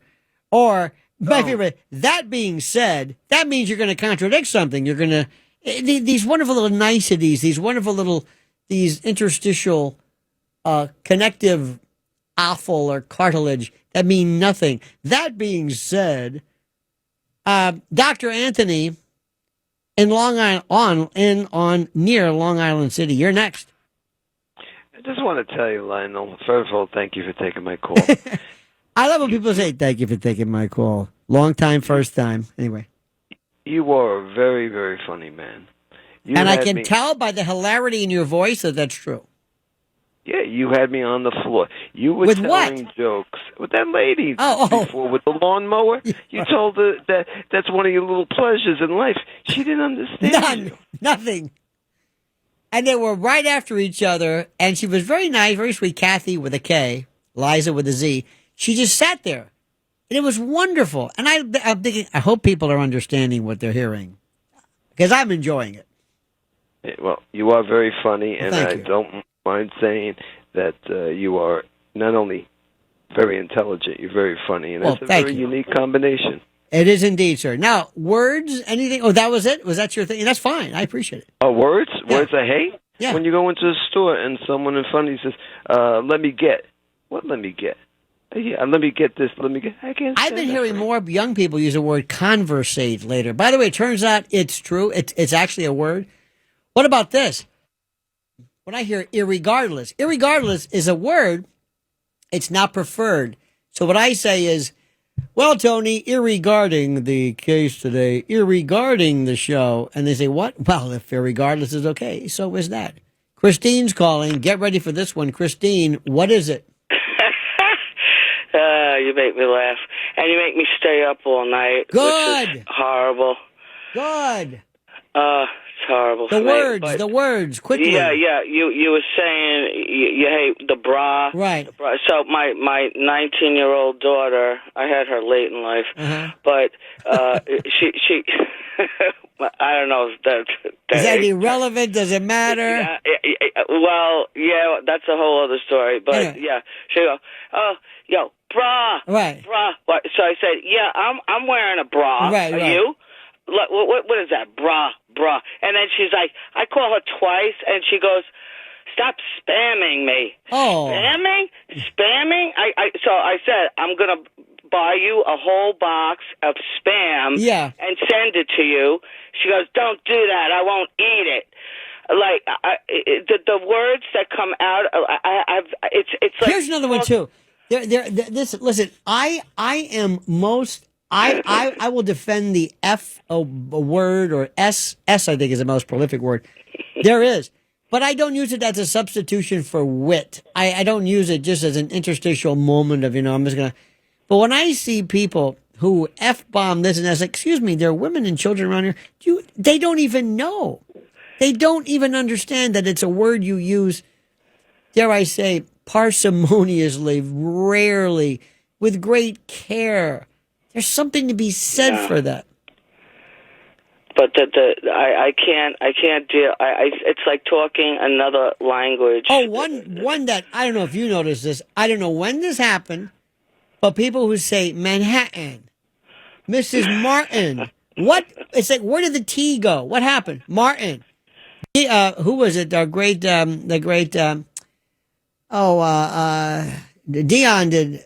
Abraham Martin and John Martin, Little Italy, and they quickly, Charles, make it as fast as you possibly can. Who's that sound like? Yeah, Charles from Whitestone. Listen, I was in Jersey yesterday. I saw a sign that said, instead of speed bump, it said speed hump. There you go. And the thing with this, there's a joke there somewhere, but we're not going to do it. And one thing you said, which I love, SAR. Where are you from? Tampa, Florida. I just love that. In any event, thank you so much. Mr. Blaze, thank you for your attention to detail. Mr. Atwood, what can I say? Other than thank you for everything you do and attempt to do. This is Lionel with you, thanking you to be a part of our show. Don't forget, follow me at Lionel.news. And until we meet again, remember the monkey's dead. The show's over. Sue ya. Dad.